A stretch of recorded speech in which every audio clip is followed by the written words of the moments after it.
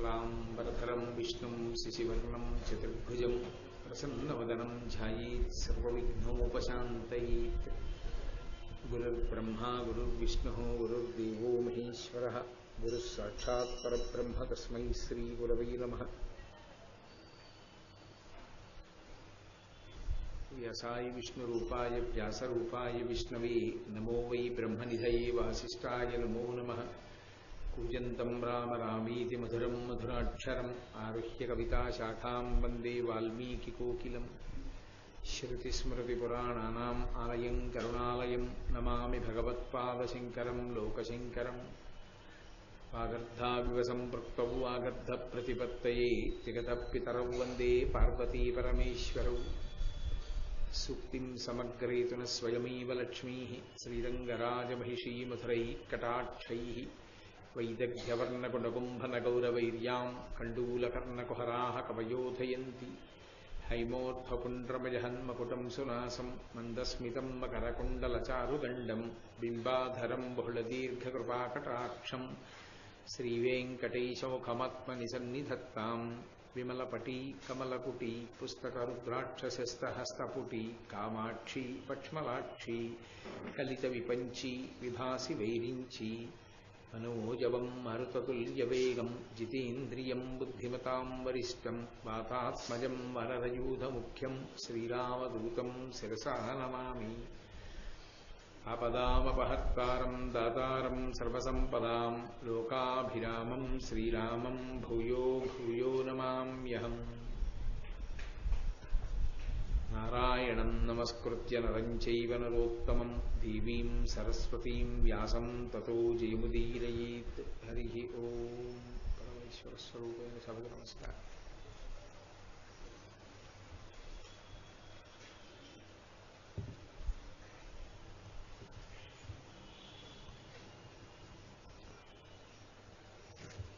నేను మీతో మనవి చేశాను, మార్కండేయ మహర్షి యొక్క ఆగమనం చేత ధర్మరాజు గారు ఎంతో సంతోషించినటువంటి వాడై ఆయన ఎన్నో ప్రళయాల్ని కూడా చూసినటువంటి వాడు కనుక ఎన్నో యుగాంతములను చూసినవాడు. అటువంటి మార్కండేయ మహర్షికి అన్ని యుగాలలో అనుష్ఠింపబడినటువంటి ధర్మము తెలుసు, ఏది పరమ సత్యమో తెలుసు, దేన్ని పట్టుకుంటే మనుష్యుడు ఉన్నతగతులకు చేరుతాడో కూడా తెలుసు. అందుకే ఆ మార్కండేయ మహర్షిని ప్రశ్నించి ఆయన యొక్క అనుగ్రహాన్ని పొంది తద్వారా ఆ ధార్మికమైనటువంటి విషయముల మీద సరి అయినటువంటి పరిష్కారాన్ని పొందడానికి ప్రయత్నం చేస్తున్నాడు. ఆ ప్రయత్నంలో మార్కండేయ మహర్షి ధర్మరాజు గారితో మాట్లాడుతూ ఒక మాట అన్నాడు. సరి అయినటువంటి అనుష్ఠాన బలం ఉన్నటువంటి వ్యక్తి బ్రాహ్మణుడు ఎటువంటి స్థాయిని పొంది ఉండగలడు. ఆ శౌచాన్ని పాటించడం అది అలా ఉండగలిగితే ఆయన ఏ స్థాయికి చేరుతాడు, అటువంటి వాళ్ళ దగ్గరికి అసలు ఏవేవి చేరలేవు, ఎంత సమున్నతమైనటువంటి స్థాయికి చేరిపోతాడు అన్న విషయాన్ని నీకు నేను నిరూపణం చేస్తూ ఒక గాథను ఆవిష్కరిస్తాను ధర్మరాజా, జాగ్రత్తగా విను అని ప్రారంభం చేస్తున్నాడు. పూర్వం హైహైలని అనబడేటటువంటి వంశంలో దుందుమారుడు అనబడేటటువంటి ఒక రాజు. ఆ రాజకుమారుడు ఒకనాడు అరణ్యానికి వెళ్ళాడు వేటకి. వెళ్ళినప్పుడు ఆయనకి ఒక నది పాయ, ఆ పాయ దగ్గర ఉన్నటువంటి పొదలలో జింక చర్మాన్ని ఉత్తరీయంగా వేసుకున్నటువంటి బ్రహ్మచారి ఒకడు కనపడ్డాడు. ఆయన మునికుమారుణ్ణి చూసి ఏమనుకున్నాడంటే జింక చర్మం కనపడ్డంతో పొదల చాటు నుంచి అది జింక అనుకున్నాడు. అనుకుని బాణం వేశాడు. బాణం వేస్తే ఆ బాణం వెళ్ళి తిన్నగా ఆ బ్రాహ్మణుని యొక్క గుండెల్లో గుచ్చుకుంది. అతను శరీరం వదిలేశాడు. ఈయన పొదలు తప్పించి చూశాడు. చూస్తే ఆ బ్రహ్మచారి యొక్క శవం కనపడింది. అతను చాలా కంగారు పడిపోయి రాజధాని నగరంలోకి వెళ్ళి గబగబా పెద్దలైన వాళ్ళని తీసుకొచ్చాడు. వాళ్ళు కూడా పొదలు కొద్దిగా తప్పించి చూస్తే అక్కడ పడిపోయినటువంటి బ్రాహ్మణ కుమారుని యొక్క శవం కనపడింది. వాడు చాలా కంగారు పడి గబగబా ఈ విషయాన్ని మనం తార్క్షునితో చెప్పకపోతే లేనిపోని ఇబ్బంది వస్తుంది. తార్క్షుని యొక్క ఆశ్రమ ప్రాంగణం అది. ఆయన మహానుభావుడు, గొప్ప మహర్షి. ఆయన ఆశ్రమంలో ఉన్నటువంటి బ్రహ్మచారి ఆ పిల్లవాడు. కాబట్టి మనం మహర్షికి చెప్పాలి, ఇలా పొరపాటు జరిగింది మా వల్ల, ఒక బ్రాహ్మణ కుమారుణ్ణి జింక అనుకుని సంహారం చేశాం అని చెప్పడానికని వీళ్ళందరూ వెళ్ళారు. వెళితే ఆ మహర్షి వాళ్ళని చూసి ఎందుకు వచ్చారు అని అడిగారు. మేము మీతో ఒక ముఖ్యమైన విషయాన్ని చెప్పాలి, అందుకోసం వచ్చామన్నారు. ఆయన వెంటనే తన దగ్గర ఉన్నటువంటి కొంతమంది అనుచరగణాన్ని పిలిచి, మీరు వీళ్ళకి స్వాగతం చెప్పి సత్కారాలు చేయండి, అతిథి మర్యాద చేయండి, నేను వచ్చి మాట్లాడతానన్నారు. వెంటనే ఆ వచ్చినటువంటి హైహైలు ఈ దుందుమారుడు అతని యొక్క పరిజనం అన్నారు, మేము మీ దగ్గర సత్కారములు పొందడానికి అర్హత పొందిన వాళ్ళం కాదు. ఎందుచేత అంటే మీ ఆశ్రమంలో ఉన్నటువంటి ఒక బ్రాహ్మణ కుమారుణ్ణి ఆయన ఈ జింక చర్మం ఉత్తరీయంగా వేసుకుని ఉండగా మేము ఆయన్ని చూసి కేవలం ఒక మృగము అనేటటువంటి భ్రాంతితో బాణం వేసి అతన్ని సంహరించాం. ఆ కారణం చేత మేము చాలా పెద్ద పాపకార్యం చేశాం, మీ చేత అతిథి మర్యాదలు పొందడానికి మాకు అర్హత లేదు అన్నాడు. అంటే ఆయన అన్నాడు, ఆలస్యం ఒక ఇంత లేదు శుచి ఆహారంబు నిత్యక్రియాజాలం వేమర అర్చనీయ తతిథుల్ సత్యంబ పల్కంబడున్ మేలై శాంతియు బ్రహ్మచర్యమును నిమ్మిందాల్తు అట్లౌట ఎక్కాలంబుం పటు రోగమృత్యు భయశంకం పొందమేమెన్నడున్. మీరు ఆ బ్రాహ్మణ కుమారుడు చచ్చిపోయాడని కాదు బెంగ పెట్టుకున్నారు, ఇలా రండి, అదిగో చూడండి ఆ గదిలో ఉన్నవాడు ఎవరు అని అడిగాడు. అడిగితే ఈ హైహైలు ఈ దుందుమారుడు అతని పరిజనం వచ్చి చూశారు. చూస్తే ఏ ముని కుమారుణ్ణి వాళ్ళు చంపేశారో ఆ ముని కుమారుడే ఆశ్రమంలో పనిచేసుకుంటున్నాడు. వాళ్ళు తెల్లబోయారు.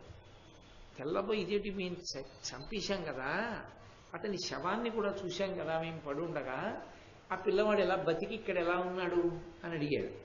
అడిగితే అప్పుడు తార్క్షుడు చెప్పినటువంటి మాట, ఆలస్యం ఒక ఇంత లేదు, మేము కాలాన్ని అనుసరించడంలో ఎప్పుడూ పొరపాటు పడం. అసలు బ్రాహ్మణ జన్మకి చాలా పెద్ద సంకటం అదే. నేను మీతో యథార్థం మనవి చేస్తున్నాను. బ్రాహ్మణుడి జీవితంలో చాలా చాలా కష్టమైనటువంటి విషయం అదే. అసలు యథార్థానికి త్రికాల సంధ్యావందనం చేసేటప్పుడు ఆ సంధ్యావందనానికి ఖచ్చితంగా ఆ వేళ పాటించవలసిందే. సూర్యోదయాత్ పూర్వం అర్ఘ్యం విడిచిపెట్టేసేయాలి. అసలు నేను ఒక్కరోజు బ్రాహ్మణులు ఎలా జీవించాలి అన్న విషయాన్ని చెప్తే మీకు కొంత అవగాహన ఏర్పడుతుంది. ఓ అందుకునమాట వాళ్ళకి అంత శక్తి వచ్చింది అని అర్థమవుతుంది. నేను కేవలం విహంగ వీక్షణంగా మాట్లాడతాను, మీకు అర్థమవుతుంది. బ్రహ్మముహూర్తానికి ముందర నిద్ర లేవాలి, 3 గంటలకు. నిద్ర లేస్తూనే గురువుగారికి నమస్కారం చెయ్యాలి. భూమి మీద కాలు పెట్టేటప్పుడు భూదేవిని ప్రార్థించాలి. తర్వాత ఏ దంతధావనాదులను చేసేటప్పుడు అప్పుడు భగవన్నామాన్ని స్తోత్రం చెయ్యాలి. ప్రాణాయామాదులు వ్యాయామం యోగా చెయ్యాలి. ఆ యోగం చేసిన తరువాత కాలకృత్యములను సశాస్త్రీయముగా తీర్చుకోవాలి. ఏ దిక్కుకి తిరిగి ఎలా కాలకృత్యాలు నిర్వర్తించాలో నిర్వర్తించాలి. తర్వాత సంకల్ప సహితంగా సూక్త పఠనం చేస్తూ స్నానం చేయాలి. సూక్త పఠనం చేస్తూ స్నానం చేసి సంధ్యావందనం చేయాలి. సంధ్యావందన కార్యం అయిపోయిన తర్వాత అగ్నిహోత్రం చేయాలి. అగ్నిహోత్రం అయిపోయిన తర్వాత ఈశ్వరుడి యొక్క సింహాసనానికి అర్చన చెయ్యాలి.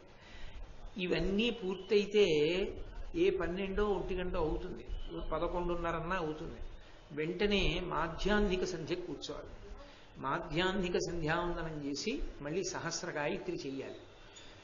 అదేమిటి, ఏ నైమిత్తిక తిథో పితృకార్యమో లేకపోతే అలాగానే అయిందనుకోండి 4 ఇంకా సాయంకాలం అలా ఉండి ఏ 1 గంటన్నరకో 2 గంటలకో మౌనంగా రుచి కోరకుండా భోజనం చెయ్యాలి. ఆ భోజనం అయిన తర్వాత కొద్దిసేపు విశ్రాంతి తీసుకుంటారు. కొద్దిసేపు విశ్రాంతి తీసుకున్న తర్వాత ఆ విశ్రాంతి అయిపోగానే మళ్ళీ సాయంకాలం సంధ్యావందనం చెయ్యాలి. మళ్ళీ సాయంకాలం సంధ్యావందనం అయిపోగానే అనుష్ఠానం ఉంటుంది. తదనంతరం పురాణీతిహాసములను పఠించవలసి ఉంటుంది. తాను బ్రాహ్మణుడి కనుక 10 మందికి ఉపకారం చేయడానికి తాను చదువుకున్నటువంటి శాస్త్రాన్ని అవతల వారికి ప్రబోధం చెయ్యాలి.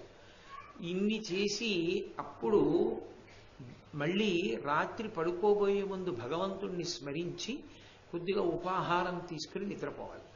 అంటే ఇది నేను నైమిత్తిక తిథి పితృకార్యము ఇటువంటివి లేకపోతే ఉండేటటువంటి కాల విశేషం చెప్తున్నాను. అంటే బ్రాహ్మణుని యొక్క జీవితానికి సూర్యోదయ సూర్యాస్తమయానికి ఎంతో దగ్గర సంబంధం. సూర్యుడు పొద్దు వెడుతున్న కొద్దీ ఆయన కూడా దాంతో పాటే కాలాన్ని అనుసరించి క్రియాకలాపం చేస్తూ ఉండాలి. అది చెప్తున్నాడు ఆయన. ఆలస్యం ఒక ఇంత లేదు, ఎన్నడూ కూడా ఇవాళ ఆలస్యమైందన్నమాట మా ఆశ్రమంలో ఉండదు, మా దగ్గర ఉండదు. ఖచ్చితంగా ఆ సమయానికి అలా చేసేస్తాం. ఏమండి మీరు ఇప్పుడు వచ్చారు, మీరే ఇప్పుడు వచ్చారు, అంత వెనక నుంచి వచ్చి అంతమంది మధ్యలో ఎందుకు దూరం వెనకాల కూర్చోకూడదా? పిల్లల్ని పట్టుకున్న వాళ్ళు కూడా వెనక్కి వెళ్ళిపోండి మీరు కూడా. చిన్నపిల్లలు ఇక్కడ ఎవరికి పట్టదా? ఇక్కడ కార్యకర్తలు ఎవరికి మీరెవరు చూడరా? నాకే పట్టింది, అది కూడా చూసుకోవడం. ఎవరో ఒకళ్ళు రేపటి నుంచి బ్యాడ్జ్ పెట్టుకుని ఇక్కడ ఉండండి. ఇది సభా నిర్వహణ కూడా నేనే చూసుకోవాలేంటి? మీరెవ్వరూ పట్టించుకోరా? మీకేం దానికి సంబంధం లేదా మీకు? మైక్లో ఒకసారి గురువుగారు వేదిక మీద కూర్చోండి అంటే అయిపోయిందండి మీ పని. ఇంకా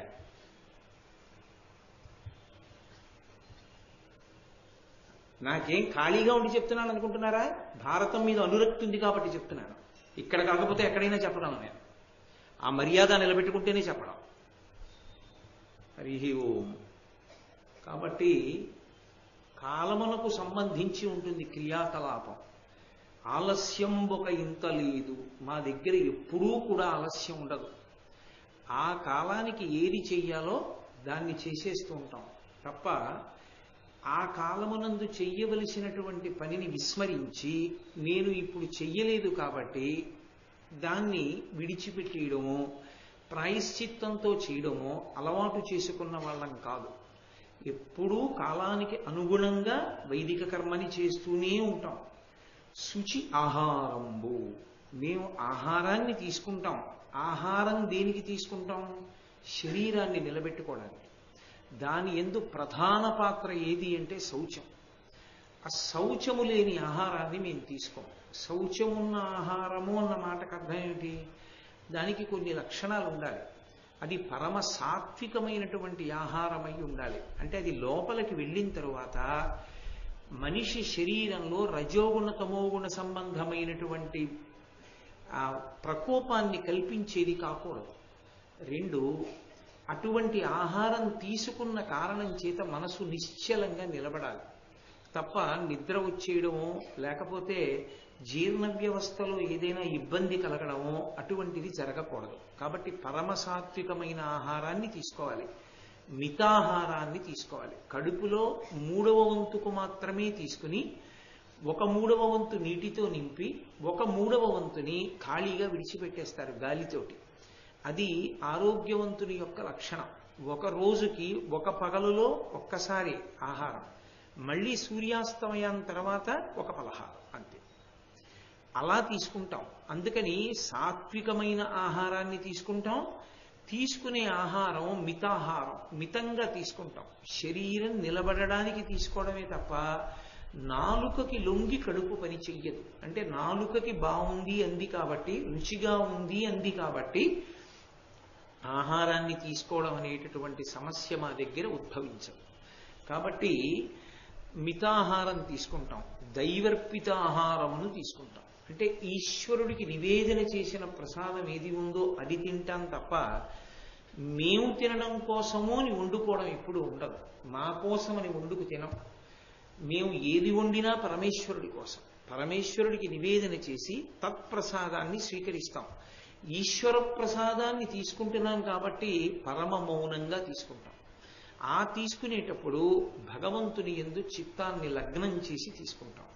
కాబట్టి సాత్వికాహారము, మితాహారము, దైవర్పితాహారము, ఈ 3 రకములైనటువంటి ఆహారాన్ని తీసుకుంటాం తప్ప ఆహారాన్ని తీసుకునేటప్పుడు లోభబుద్ధితో తీసుకోం. అంటే ఏ నిన్న రాత్రి వండిన పదార్థమో కొంత ఉండిపోయింది కదా పాడేయడం ఎందుకని తినేసేయడము, లేకపోతే ఆ తినేటప్పుడు కొంత పదార్థాన్ని మన కోసమని వండుకోవడం, అటువంటి పని ఉండదు. ప్రత్యేకించి ఒక్కటి గమనించండి, ఆహారం విషయంలో ఎందుకంత జాగ్రత్తగా ఉంటారంటే అనుష్ఠానం చేసుకునే వాళ్ళు నాలుకకి కడుపుకి బద్ధ వ్యతిరేకం. ఈ రెండిటికి పరమశత్రుత్వం. నాలుకని ఎంత నియంత్రించాడో వాక్కు యందు అంత సత్యసంధత నిలబడుతుంది. నాలుకని నియంత్రించలేకపోయాడు అనుకోండి, అన్ని రకములైన ఆహారం తీసుకుంటే ఆ నోటి నుండి స్వచ్ఛమైనటువంటి వాక్కు వెలువడదు. నాలుక తిరగదు, సరిగ్గా ఉచ్చారణ కుదరదు, బండబారుతుంది. రెండు, నాలుక ఎప్పుడూ కూడా అది శరీరానికి అవసరమా అవసరము కాదా అన్న దాంతో నాలుకకి సంబంధం ఉండదు. నాలుక ఎప్పుడూ భోగాన్ని అడుగుతుంది. ఆహారం మీరు చూడండి, ఇది మీరు తినకండి మీకు మంచిది కాదు అన్నారనుకోండి, ఎందుకు తింటాడు మరి? అంటే లౌల్యము అంటారు. నాలుక మీద రసాంకురములు ఉంటాయి. దానికి ఏదైనా పదార్థం తగిలితే ఆ రుచిని అనుభవిస్తుంది ఒక భోగంగా. కడుపు అంటుంది ఇంకా వెయ్యొద్దు, ఇంకా నిండిపోయింది, ఇంకా నువ్వు వేస్తే జీర్ణం చేయడం చాలా కష్టం అని త్రేణుపు రూపంలో చెప్తాడు పరమేశ్వరుడు. నాలుక రుచి కొరకు ఇంకా దాని మీద వెయ్యి అడుగుతుంది. నాలుక మీద ఎంత వేసినా కడుపు నిండిపోయినా నాలుక మాత్రం అడుగుతూ ఉంటుంది. నాలుకకు లొంగి తిన్నాడు అనుకోండి, ఆవలింత రాకుండా కార్యక్రమాన్ని చేయలేదు. ఎందుచేత అంటే కడుపు నిండా తినేస్తే ఆవలింతలు వస్తాయి. అలా ఆవలింతలు వస్తే వాటి వల్ల కన్నులంబట నీరు వచ్చి మగత వస్తుంది. ఆ మగత వలన గురువు గారు ఏం చెప్తున్నారో మనసు పుచ్చుకోదు. ఏ కార్యక్రమంలో కూర్చున్నాడో దాని మీద ఉత్సాహం ఉండదు. అందుకే ఆహారాన్ని నియంత్రణ చేస్తే శరీరము మనస్సు లొంగుతాయి, నిలబడతాయి భగవంతుని యందు. అందుకని మేము పుచ్చుకునేటటువంటి ఆహారము శుచి ఆహారంబు. ఇవన్నీ అంత తేలికైన విషయాలు కావు. ఎక్కడి నుంచి వచ్చిందో తెలుసా మాకు ఈ శక్తి? ఒక్క పద్యంలో చెప్తున్నారు ఎర్రాప్రగడ. శుచి ఆహారంబు నిత్యక్రియాజాలం ఏమరా. నిత్యక్రియ అని కొన్ని ఉంటాయి. నేను ఇందాక చెప్పినవన్నీ నిత్యక్రియలు. అగ్నిహోత్రం చేయడం, సంధ్యావందనం చేయడం, పురాణ పారాయణం చేయడం, సింహాసనానికి అర్చన చేయడం, ఆ సాయంకాలం భజన చేయడం, పురాణేతిహాసములను ప్రబోధం చేయడం, నిత్యతృప్తితో జీవనం చేయడం, పంచయజ్ఞాలు చేయడం, అతిథి మర్యాద చేయడం, ఇవన్నీ ఒకరోజు జరగవలసినటువంటి కృత్యాలు. బ్రాహ్మణుడికి తిన్నగా అన్నం తినే అధికారం కూడా ఉండదు. ఎందుచేత అంటే భుక్త శేషాన్ని తినాలి. అతిథిని పిలిచి అతిథికి అన్నం పెట్టి అతిథి అన్నం తిన్నాక మిగిలిన శేషాన్ని అతను తినాలి తప్ప తిన్నగా తన కొరకు వండుకున్నానని తాను తినే అధికారం ఉండదు. నేను ఒకసారి మీతో అందుకే మనవి చేశా, బ్రాహ్మణుడిగా తరించడం చాలా కష్టము అని నేనన్న మాట వెనక ఎంత గంభీరమైన ప్రతిపాదన ఉందో మీకు ఇప్పుడు అర్థమై ఉంటుంది. చాలా చాలా కష్టం. నిజంగా అలా బ్రతకడం ఎంతో కష్టంతో కూడుకున్నటువంటి వ్యవహారం. కాబట్టి నిజానికి అంతలా బ్రతకవలసిన అవసరం లేకపోయినా తరించడానికి మార్గం ఇచ్చేసినటువంటి ఇతర వ్యవస్థలు అదృష్టముతో కూడుకున్నటువంటివి. కాబట్టి మేము నిత్యక్రియాజాలం వేమర అర్చనీయులతిథుల్. మాకు అతిథి వచ్చాడు అంటే నారాయణుడే. మేము అతిథి అర్చన యందు అంత జాగ్రత్తగా ఉంటాం. ఏదో అన్నం పెట్టడం కాదు. మీరు మొన్న చూశారో లేదో నాకు తెలియదు, నాయనార్లు పుట్టినటువంటి ప్రదేశంలో ఒక ప్రదేశంలో ఇప్పటికీ ఒక ఆయన అతిథులు వస్తే వాళ్ళని కూర్చోపెట్టి ఆవు పాలతో కడుగుతాడు కాళ్ళు. కడిగి నీళ్లు పోసి మళ్ళీ శుద్ధ జలంతో కాళ్ళు కడిగి ఆ వచ్చినటువంటి అతిథుల మెడలో పుష్పహారం వేసి వాళ్ళ చేతులు కాళ్ళు తాను కడిగి వాళ్ళ మెడలో పుష్పహారం వేసి నూతన వస్త్రాలు ఇచ్చి అప్పుడు తీసుకొచ్చి భోజనం చేస్తుంటే తాను స్వయంగా విసురుతూ భోజనం పెడతాడు. అతిథి మర్యాద అంటే అది. మంచి ఆకటి వేళ దాటిపోయింది, అతిథి తింటున్నాడు. ఈయన కొంచెం తొందరగా తింటే అన్న భావనతో కాదు, ఆయన తింటున్నాడు చాలు అన్న భావనతో మేము పెడతాం. అది పూజ అన్న మాటకు అర్థం. మేము మైమరిచిపోతాం ఆ పెట్టడంలో. కాబట్టి అర్చనీయులు అతిథులు. మాకు ముందు అతిథులు ఎవరొచ్చాళ్ళో వాళ్ళు అర్చనీయులు. కాబట్టి మేము అలా అర్చన చేస్తాం. సత్యంబ పల్కంబడు. మా నోటి వెంట అబద్ధం రాదు, ఎప్పుడూ సత్యమే మాట్లాడతాం. మేలై శాంతియు బ్రహ్మచర్యమును నిమ్మింతాగుతూ ప్రయత్నపూర్వకంగా శాంతియుతంగా ఉండడానికి ప్రయత్నం చేస్తాం. ఇలా వచ్చిన ఆగ్రహాన్ని అలా విడిచిపెట్టేసి శాంతియుతంగా ఉండడానికి ప్రయత్నం చేస్తాం. బ్రహ్మచర్యమును నిమ్మింతాలుతూ బ్రహ్మచర్యాన్ని పాటిస్తూ ఉంటాం. సభాముఖంగా వివరాలన్నీ చెప్పడం కొంచెం కష్టం. గృహస్థుకి కూడా బ్రహ్మచర్యం ఉంది. గృహస్థు కూడా ఎలా ఉండాలో అలా ఉంటే ఆయన నిత్య బ్రహ్మచారి. కాబట్టి మేలై శాంతియు బ్రహ్మచర్యమును నిమ్మింతాలుతూ అట్లౌట ఎక్కాలంబున్ పటు రోగ మృత్యు భయ శంకం పొందమీమెన్నడు. ఈ కారణం చేత మేము బ్రాహ్మణ జీవితం ఎలా ఉండాలో అలాగే పాటిస్తాం త్రికరణ శుద్ధిగా. మాకు ఇంకొకలా ఉండడం ఉండదు. ఈ కారణం చేత మా దగ్గరికి మృత్యువు రాదు, భయము రాదు, శంక అనుమానం రాదు. ఈ మూడు రావు. భయాలకన్నిటి బ్రతికుండి కూడా జీవితంలో చాలా భయంగా బ్రతకడానికి కారణం ఏది అంటే శంక. రెండవది మృత్యు ఆసన్నమైపోతుందేమో అనేటటువంటి భయం. ఇక రోగం. శరీరం రోగగ్రస్తమైతే చెయ్యవలసినటువంటి పనులు చేయడంలో ఇబ్బందులు వచ్చేస్తాయి. కాబట్టి మాకు ఈ మూడు దగ్గరికి రావు. ఎందుకంటే మేము పై నియమాలన్నీ పాటిస్తాం. యథార్థంగా కూడా ఇప్పటికీ అలా జీవితాన్ని గడుపుతున్నటువంటి మహాపురుషులు అంత్యకాలమునందు కూడా వాళ్ళు తమ అంత్యకాలాన్ని తెలుసుకుని పరమ పవిత్రంగా మౌనంలో ధ్యానం చేస్తూ పరమ త్యాగంతో దాని మీద ఏ ఆపేక్ష లేకుండా శరీరాన్ని విడిచిపెట్టేసినటువంటి మహాపురుషులు ఎందరో ఉన్నారు. ఆ స్థితి వాళ్ళకి కలుగుతుంది. ఉన్నన్నాళ్ళు 10 మందికి పనికొచ్చేటట్టు బ్రతకడం. అలా కుదరదు, శరీరం పడిపోతోందనుకున్నప్పుడు దాన్ని తృణప్రాయంగా విడిచిపెట్టడం తప్ప అసలు వాళ్ళు భయపడుతూ బ్రతకవలసినటువంటి అవసరం లేని రీతిలో బ్రతికారు. దేని వలన అంటే అనుష్ఠాన క్రమం చేత. ఏ అనుష్ఠానం లేకుండా అటువంటి రక్షణలు పొందాలి అంటే దుస్సాధ్యం.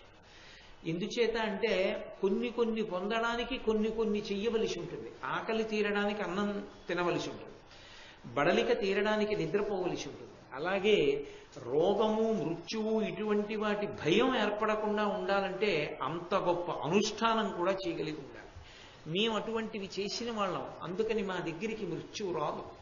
మీరు ఇందాక చూశారే, పిల్లవాడు పడిపోయినట్టు మీకు కనపడ్డాడు, వాడు కాసేపు అలా పడిపోయినట్లు మీకు కనపడ్డాడు. ఎందుచేత అంటే ఆశ్రమ ప్రాంగణాల్లో మీరు ఎంత ఒళ్ళు దగ్గర పెట్టుకు తిరగాలో మీకు నేర్పడానికి. వాడు వెంటనే లేచిపోయాడు అనుకోండి, ఏం పర్లేదని వెళ్ళిపోయి మళ్ళీ ఇంకోటి మీద బాణం వేస్తాం. అందుకని ఎంత ఒళ్ళు దగ్గర పెట్టుకు తిరగాలో అటువంటి అనుష్ఠాన తత్పరులు ఉన్నటువంటి ప్రదేశాల్లో ఎంత జాగ్రత్తగా తిరగాలో, అక్కడికొచ్చి వేటాడడం, అక్కడికొచ్చి బాణాలేయడం ఇలాంటివి లేకుండా ఉండడం నేర్పాలన్న ఉద్దేశ్యంతో చూపించిందే తప్ప వేరొకటి కాదన్నది తాత్పర్యం. కాబట్టి మీకు అలా కనపడ్డాడు. నిజానికి అతనికి రోగము రాదు, మృత్యువు రాదు. చూడండి అది ఎలా ఉన్నాడో చక్కగా అని ఆ పిల్లవాడిని చూపించారు. ఆయన చాలా తెల్లబోయి వచ్చినటువంటి వాళ్ళు ఆశ్చర్యపోయారు. ధర్మరాజా వింటున్నావా? ఒక బ్రాహ్మణుడు వేదంలో ఎలా బ్రతకాలని చెప్పారో అలా బ్రతికితే ఆయన యొక్క జీవితంలో అన్నీ సాధించగలడు. నాకు తెలుసు మీరు ప్రశ్న వేస్తారు, మరి ఆయనకి తిండి బట్ట ఎలాగండి అని అడుగుతారు. నేను మీతో ఒక యథార్థం చెప్తున్నాను. అలా ఏ బ్రాహ్మణుడు జీవించగలడో ఆ బ్రాహ్మణుడి జీవితానికి సమాజము జవాబుదారీ అవుతుంది. ఆయన నిరపేక్షగా జీవిస్తాడు కనుక సమాజము ఆయన బ్రతుకుని కోరుకుంటాడు. ఒకళ్ళింట్లో అరటి గెల కాసింది, ఒరే వాళ్ళ ఇంట్లో ఒక డజన్ అరటికాయలు ఇచ్చి రారా అని పంపిస్తారు. ఒకళ్ళింట్లో ఆనపకాయ కాసింది పంపిస్తారు. రేపు పొలం పంట పండింది, 4 బస్తాలు పంతులు గారి ఇంట్లో దింపంటారా అంటారు. అటుకులు కొట్టించారు, వాళ్ళ ఇంటికి పట్టుకెళ్ళి ఓ కుంచెడు అటుకులు ఇవ్వండిరా అంటారు. తప్ప అటువంటి బ్రాహ్మణుడు ఆర్జించవలసిన అవసరం ఉండదు. లక్ష్మి ఆయన ఇంట తాండవం ఆడుతుంది. ఎందుకో తెలుసా? ఆయన సంకల్పం చేత ఇతరులకు ఐశ్వర్యం ఇవ్వగలడు. ఆ స్థితిని పొంది ఉంటాడు. అందుకే వేదం నిర్ధారించి చెప్పింది, బ్రాహ్మణుడికి ఆర్జన ప్రక్రియ లేదు. ఆయన ఏమీ చేసి సంపాదించుకోక్కర్లేదు. పరమ త్యాగమూర్తి అయి ఈ పూటకుందా ఈ పూటకి లేదా అని చూడడు. ఆయన అన్నం లేకుండా పడుకుంటే పరమేశ్వరుడు అన్నవాడు ఉండి అనవసరం. అటువంటి అనుష్ఠాన తత్పరుడు అన్నం లేకుండా ఉంటే దానికి అర్థం ఉంటుందా? మీరు నాకు చెప్పండి. కాబట్టి ఈశ్వరుడు చూస్తాడు ఆయనకి అన్నం పెట్టడం. అవసరమైతే ఆయనకి అన్నం అమ్మవారు పెడుతుంది. పెట్టలా మహానుభావుడికి ఆ పరమాచార్య స్వామి వారి శిష్యులు తెనాలి పక్కన ఉంటారు, చందోలు శాస్త్రి గారు అంటుంటామే, ఆ చందోలు శాస్త్రి గారు స్పృహ తప్పి పడిపోతే అన్నం లేక అమ్మవారిని ఆరాధన చేస్తూ అమ్మవారు వచ్చి పాయసాన్నం పెట్టింది.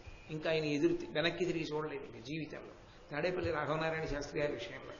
కాబట్టి బ్రాహ్మణ్య నిరూపణము ఎలా వైదికంగా వేదంలో చెప్పబడినట్టుగా ఏ బ్రాహ్మణుడు జీవనం చేస్తున్నాడో ఆ బ్రాహ్మణుడి యొక్క జీవితాన్ని పరమేశ్వరుడు చూస్తాడు.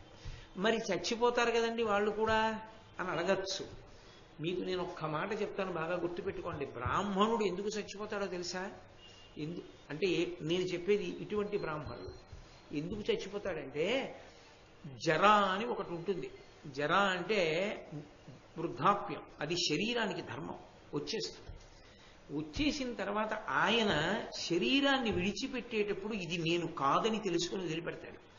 మృత్యువు శరీరానికి తప్ప ఆయనది కాదు. ఆయన పరమజ్ఞాని అయి శాశ్వతుడైపోతాడు. ఆయన శరీరం పోయింది, ఆయన మాత్రము బ్రహ్మముగా నిలబడిపోతాడు.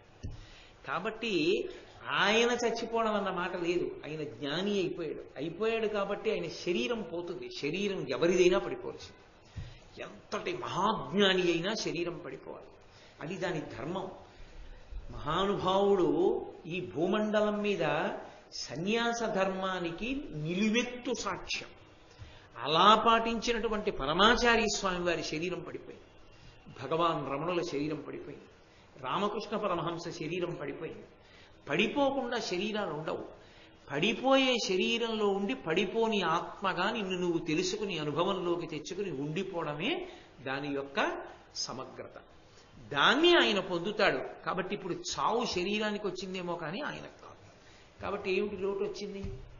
కాబట్టి అటువంటి స్థితిని పొందిన వాళ్ళయా బ్రాహ్మణులంటే ఓ ధర్మరాజా, వాళ్ళు సర్వకాలముల యందు పూజనీయులు. అందుకే అటువంటి మహానుభావుల యొక్క చరిత్ర విన్నంత మాత్రం చేత ఈశ్వరుడు ఆనందాన్ని పొందుతాడు. ఇటువంటి వాడి యొక్క పేరు చెప్పబడింది అని సంతోషిస్తాడు. తార్క్షుని యొక్క జీవితం అంత గొప్పది. అటువంటి ఆశ్రమాన్ని నిర్వహణ చేశాడు ఆయన. తరువాత క్షత్రియుల యొక్క గొప్పతనం ఎలా ఉంటుందో నేను చెప్తున్నాను చూడు ధర్మరాజా అంటున్నాడు. వర్ణ విభాగం, మీరు ఒక విషయాన్ని బాగా గుర్తుపెట్టుకోవాలి. ఎవరు అంగీకరించినా ఎవరు అంగీకరించకపోయినా ఈ స్థానంలో కూర్చున్నందుకు, భారతాన్ని పట్టుకున్నందుకు ఉన్న సత్యాన్ని నేను మాట్లాడవలసి ఉంటుంది. సనాతన ధర్మమునకు చాతుర్వర్ణ వ్యవస్థ ప్రాణము. అందుకే పురాణంలో దానికి మినహాయింపు లేకుండా మాట్లాడడానికి కారణం అదే. ఎందుకంటే ధర్మం అంతా వర్ణాన్ని ఆశ్రమాన్ని పట్టుకుని ఉంటుంది. అందుకని చాతుర్వర్ణ వ్యవస్థని విడిచిపెట్టి మాట్లాడడం ఉండదు అసలు సనాతన ధర్మాలు. ఆధునికులు ఎవరు ఏమన్నివ్వండి, వేదం అంతే మాట్లాడింది కాబట్టి నేను అది చెప్పడానికే కూర్చున్నాను కాబట్టి నేను అలాగే చెప్పవలసి ఉంటుంది. అదే నా ధర్మం. దానికి అలా చెప్పడానికి నేను భయపడిపోతే నేను ఇక్కడ కూర్చోవడం అనవసరం ఇంకా. కాబట్టి ఉన్నది ఉన్నట్లే నేను చెప్పాలి. కాబట్టి నేను చెప్పేది చెప్పాలే తప్ప ఈ మైకు నేను చెప్పేది కాకుండా దానికి ఇష్టం లేదని ఇంకోటి చెప్పే స్వాతంత్రం దానికి లేదు. భారతం చెప్పాలి అని నేను కూర్చున్నది నిజమైతే భారతంలో వ్యాసుడు ఏం చెప్పారో అది నేను చెప్పాలి తప్ప నా సొంత అభిప్రాయం నేను చెప్పకూడదు. అందుకని నేను వ్యాసుని అభిప్రాయాన్ని, ఎర్రాప్రగడ అభిప్రాయాన్ని నేను చెప్తాను తప్ప నా సొంతాలు నేను చెప్పడానికి ఇష్టపడను. ఇప్పుడు కాదు, ఎప్పుడూ కూడా ఈ స్థానంలో ఉన్నన్నాళ్ళు. కాబట్టి క్షత్రియుల యొక్క మర్యాద ఎలా ఉంటుందో, క్షత్రియుడి జీవనం ఎంత గొప్పదో చెప్తాను చూడు ధర్మరాజా. అంటే ఇప్పుడు మీకు ఏం అర్థం అవుతోంది? చాలా మందిలో ఒక అపోహ ఉంటుంది, బ్రాహ్మణుడిగా పుట్టినవాడే తరిస్తాడు తప్ప బ్రాహ్మణుడిగా పుట్టనివాడు ఎవడుంటాడో వాడు అంత గొప్ప స్థానాన్ని పొందలేడు అని అనుకుంటూ ఉంటారు. కాదు, ఏ వర్ణం వాళ్ళైనా తరించడానికి ఆ వర్ణం అడ్డం కాదు. నువ్వు దేనిగా పుట్టావో, ఎందులో పుట్టావో అది నిన్ను తరించకుండా అడ్డం పెట్టేదైతే ఆ తప్పు నీది కాదు, పరమేశ్వరుడు. ఆ తప్పు పరమేశ్వరుడు చేసి ఎందుకు అడ్డు పెడతాడు? పెట్టడు. అన్ని వర్ణముల వారు ఈశ్వరుణ్ణి చేరవచ్చు ఎప్పుడు? ఆ వర్ణధర్మాన్ని వాళ్ళు పాటిస్తే. ఆశ్చర్యకరమైన విషయం నేను మీకు చెప్తే ఆశ్చర్యపోతారు. అందరికన్నా తేలికగా పరమేశ్వరుణ్ణి చేరుకునేటట్టుగా మార్గం సుగమం చేసింది ఎవరికో తెలుసా? శూద్రులకు. 4వ వర్ణానికి చేశారు తప్ప మొదటి వర్ణం వాళ్ళకి చాలా చాలా కష్టం. ఇప్పుడు చెప్పానుగా అనుష్ఠానం అంటే ఎలా ఉంటుందో. ఇవన్నీ చేయలేదని వేస్తుంటారు, ఒక రోజు తిరిగేటప్పటికీ నువ్వు ఇవి చేయలేదని వేస్తుంటారు. నేను అంత తేలికేం కాదు. సరే, కలియుగంలో కొంత చేసినా మంచిదే, నేను నిరుత్సాహపరచట్లేదు. క్షత్రియుల వైశిష్ట్యం ఏమిటో చెప్తున్నాను విను ధర్మరాజా. ఒకానొకప్పుడు అత్రి మహర్షి భార్యని పిలిచి తన భార్యతో అన్నాడు, వినుత చరిత్రుడత్రియను విప్రవరుండు తపంబొనర్పగా వనమునకేగుచుండి తన నాతి కనుంగొని ఇట్లనున్ తపంబునకిదే ఏనుబూని వనభూమికి పోవుచునున్నవాడ ఓ వనరుహనేత్ర నీవు నట వచ్చేదో పుత్రుల యొద్దనుండెదో. ఆయన భార్యని పిలిచన్నాడు అత్రి మహర్షి, నేను తపస్సు చేసుకోవడానికి అరణ్యానికి వెళ్ళిపోతున్నాను. నాకు ఇక ఈ సంసారం, ఇందులో ఉండడం, ఇందులో ఈ భోగభాగ్యాలు, ఈ లంపటాలు, వీటి మీద వైరాగ్యం వచ్చింది. నేను వానప్రస్థానికి వెళ్ళిపోతున్నాను, అరణ్యాలకు వెళ్ళిపోతున్నాను. నువ్వు కూడా వస్తావా, పిల్లల దగ్గర ఉండిపోతావా అని అడిగాడు. తప్పు కాదా మాట? అలా అడగచ్చా భర్త? అందున అత్రి గురించి చెప్పేటప్పుడు నేను ఒళ్ళు మరింత దగ్గర పెట్టుకు చెప్పాలి. అత్రి మహర్షి అలా అనొచ్చా భార్యని, అనసూయమ్మని? అంటే ధర్మం కాబట్టే అన్నాడు. ఎందుచేత అంటే వ్యాస భగవానుడే చెప్పాడు, పుత్రం పౌత్రం సమాసాద్యావాన ప్రస్థాశ్రమే వసేత్ భార్యాం పుత్రే నివేశ్యచ అని. తనతో వచ్చేస్తే వైరాగ్యం వల్ల భార్యను తీసుకెళ్ళచ్చు. వైరాగ్యం అంకురించకపోతే భార్యకి, ఏమండి నేను బిడ్డల దగ్గర ఉంటానండి అంటే, అత్తేది వీల్లేదు, నాకు అరణ్యంలో వంట చేసి పెడతాడు రా అనకూడదు. అదేం వైరాగ్యమే? నువ్వు బిడ్డల దగ్గర ఉంటావా, నాతో వస్తావా అని అడగాలి. బిడ్డల దగ్గర అన్నప్పుడు మళ్ళీ కూతురు దగ్గర ఉంచకూడదు. కూతురు దగ్గర ఉంచడానికి అధికారం లేదు, ఉంచకూడదు అలా. అసలు ఇంకొక, సరే ఇప్పుడు ఎందుకు రెండు మరి అంత లోతుగా కానీ, కాబట్టి కొడుకు దగ్గరే ఉంచాలి. ఎందుకంటే తన స్వరూపం కదూ, తేజస్సు తనది, తన రూపమే బయట నడయాడుతుంది కొడుగ్గా. కాబట్టి కొడుకు దగ్గర భార్యని ఉంచి తాను వెళ్ళాలి. అందుకని అత్రి మహర్షి అడిగారు, తన నాతిగనంగుని ఇట్లను తపంబునకిదే ఏను పూని వనభూమికి పోవుచునున్నవాడ. తపస్సు చేసుకోవడానికి నేను అరణ్యానికి వెళ్ళిపోతున్నాను. ఓ వనరుహనేత్ర, ఓ అందమైన కనులున్నదానా, నీవు అట వచ్చేదో, అక్కడికి వస్తావా, పుత్రుల యొద్దనుండెదో, పుత్రుల దగ్గర ఉంటావా? అది మాట. బిడ్డల దగ్గర నుండెదో అనలేదు. బిడ్డలంటే ఆడపిల్లలు కూడా వస్తారు. పుత్రుల దగ్గర ఉంటావా అని అడిగాడు. అడిగితే ఆవిడ, అది అనసూయం అంటే మహాతల్లి, ఆవిడ మాట్లాడితే అలా ఉంటుంది రామాయణంలోనైనా. ఆవిడంది, అనుటయు భార్య ఇట్లనియే అక్కట పుత్రులకు కుటుంబ భార నియమ వృత్తులెల్లను తిరంబుగ చేయక ఆశ్రమాంతరంబునకు మహాత్మ నీకు ఇటు బోవుట ధర్మము కాదు. వైన్య భూజనపతి ఇచ్చున అర్ధులకు చాలగా అర్థము వేడు అవిభం. ఆవిడంది, ఏం పద్యం అండి, పద్యం అంతా ధర్మమే.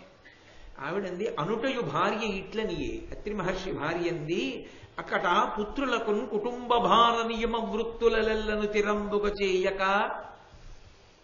కొడుకులు పుట్టేశారు, కొడుకుల దగ్గర నువ్వు ఉండు అని వెళ్ళిపోతున్నావు. ఓ మహాత్మా, ఆయనని ఎత్తి పొడవట్లేదు, ఆయన ఏదో తప్పు చేస్తున్నాడన్న ఉద్దేశ్యంతో తక్కువ చేసి మాట్లాడటం లేదు. అప్పుడు తన ధర్మానికి దోషం అది. మహాత్మా అని పిలిచింది భర్తని. పిలిచి, అయ్యా కొడుకుల దగ్గర నన్ను ఉండమని వెళ్ళిపోతున్నారే, జీవితాన్ని ఎలా దిద్దుకోవాలో, ఎలా ఖర్చు పెట్టుకోవాలో, ఎలా సంపాదించుకోవాలో, ఎలా జాగ్రత్త చేసుకోవాలో, ఎలా జీవితాన్ని గడుపుకోవాలో, ఎలా సంపాదించుకోవాలో, ధర్మం తప్పకుండా ఎలా బతికారో పిల్లలకి నేర్పామా? కని వదిలేసి వెళ్ళిపోవచ్చా వానప్రస్థానికి? వాళ్ళు ధార్మికంగా సంపాదించుకుని బ్రతకడం అన్నది వాళ్ళకి అలవాటు చేసిన తరువాత కదా మనం వెళ్ళాలి. వాళ్ళకి సంపాదన వాళ్ళకి రావాలిగా. అది వాళ్ళ వర్ణానికి తగినట్టు వాళ్ళు ఎలా సంపాదించుకోవాలో వాళ్ళకి నేర్పాలి కదూ. కాబట్టి అది పూర్తవ్వలేదుగా, వాళ్ళకి ఇంకా ఏం తెలియదుగా. ఇన్నాళ్ళు మీ పేరు మీద చలామణి అయిపోతోంది, పిల్లలకి ఏమొచ్చు, ఏమి రాదు. ఏమీ రాకుండా మన ఇద్దరం మూటా ముల్లే కట్టుకుని ఎలా వెళ్ళిపోతాం వానప్రస్థానికి? కాబట్టి ఆశ్రమాంతరంబునకు మహాత్మ, ఆశ్రమం మార్పు అంటోంది ఆవిడ. బ్రహ్మచర్యము నుండి గృహస్థాశ్రమము, గృహస్థాశ్రమము నుండి వానప్రస్థము. గృహస్థాశ్రమాన్ని వదిలిపెట్టాలి అంటే గృహస్థాశ్రమంలో నీ కర్తవ్యం పూర్తవ్వాలి. నాకు వైరాగ్యం వచ్చిందండి అని చెప్పి ఇంకా బిడ్డలు ఉంచుకోకముందు వాళ్ళని వదిలిపెట్టి వెళ్ళిపోవడం ధర్మ విరుద్ధం. భారతంలో చూడండి కావాలంటే. అసలు ముందు నీ కుటుంబాన్ని దిద్దుకోవడం రాని నువ్వు లోకాన్నే ఉద్ధరిస్తావు. కాబట్టి వానప్రస్థానికి వెళ్ళిపోతానంటే కుదరదు. నువ్వు ఇక్కడ ఉండవలసిందే. నీ బిడ్డల్ని ముందు వాళ్ళు ఎలా బ్రతకాలో వాళ్ళకి ముందు బాగా నేర్పాలి. అంతేగాని కొడుకులు పుట్టారు కదండి అని చెప్పి వెళ్ళిపోతానంటే ఎలా కుదురుతుంది?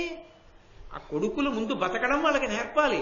కాబట్టి వాళ్ళకి ఎలా సంపాదించుకోవాలో, ఎలా ఖర్చు పెట్టుకోవాలో, ఎలా జీవించాలో వాళ్ళకి నేర్పద్దు తప్ప ఆశ్రమాన్ని ఎలా వదిలిపెట్టి ఇంకో ఆశ్రమం తీసుకుంటావు? ఈ గృహస్థాశ్రమ పరిత్యాగం చెయ్యడానికి కొడుకులు ఉంచుకోవాలి, వాళ్ళకి తెలియాలి. అన్నీ తెలిస్తే మనం వెళ్ళిపోవచ్చు. నేర్పలేదుగా మనం, ఇంకా వాళ్ళ దగ్గర ఏం లేదుగా తినడానికి. మనం వెళ్ళిపోతే వాళ్ళకి ఎలా సంపాదించుకోవాలో తెలియకపోతే అక్రమ మార్గంలో సంపాదిస్తే ధర్మభ్రష్టులు అవుతారు. ఇటువంటి బిడ్డల్ని కన్నందుకు పైతరాల కింద పడిపోతాయి. అలా కాకుండా వాళ్ళకి ధర్మ మార్గాన్ని నేర్పి మనం వెడితే ఆ ధర్మ మార్గంలో సంపాదించుకునే పర్యంతం వాళ్ళు తపస్సు అనుష్ఠానము ఎలా నిలబెట్టుకోవాలన్నది మనం నేర్పితే వాళ్ళు అల్లుకుపోతారు. అప్పుడు ప్రశాంతంగా మనం వైరాగ్యం మనకొచ్చింది కాబట్టి ఇంకా బిడ్డల మీద అనురక్తి విడిచిపెట్టి వెళ్ళొచ్చు. అంటే మీరు బాగా గుర్తుపట్టుకోవాలి, అది బిడ్డల మీద అనురక్తి కాదు, కర్తవ్యత నిష్ఠ. నా కర్తవ్యం నాకు పూర్తవకుండా నేను ఇంకొకటి పట్టుకునే అవకాశం లేదు సనాతన ధర్మంలో. కర్తవ్యతా దృష్టితో ఉండాలి. నా కర్తవ్యం నేను చేస్తున్నానా, అది చాలా చాలా ప్రధానం. కాబట్టి ఆశ్రమాంతరంబునకు మహాత్మ, నీకు ఇటు బోవుట ధర్మము కాదు, అది ధర్మం కాదు. ఆవిడ ధర్మం గురించి మాట్లాడింది. అందుకని వైన్య భూజనపతి ఇచ్చునర్థులకు చాలగా, వైన్యుడు అనబడేటటువంటి మహారాజు ఉన్నాడు, ఆయన దగ్గరికి వెళ్ళండి. ఆయన అపారమైన దానం చేస్తాడు. ఆయనకి చెప్పండి, నేను ఇలా వానప్రస్థానికి వెళ్ళిపోదాం అనుకుంటున్నాను, బిడ్డలు బ్రతకడానికి కావలసిన ద్రవ్యం ఇద్దాం అనుకుంటున్నాను, కాబట్టి నీకు ఆ ద్రవ్యాన్ని నేను నా బిడ్డలకి ఇచ్చుకోవడానికి నువ్వు నాకు ఇవ్వవలసింది అని అడగండి. అలా అడగచ్చా? ఎప్పుడైనా ఆశ్రమం మారేటప్పుడు ప్రభువుదే కర్తవ్యం, రాజే ఇవ్వాలి. అందుకే స్నాతకులందరూ రాజు దగ్గరికే వెడతారు.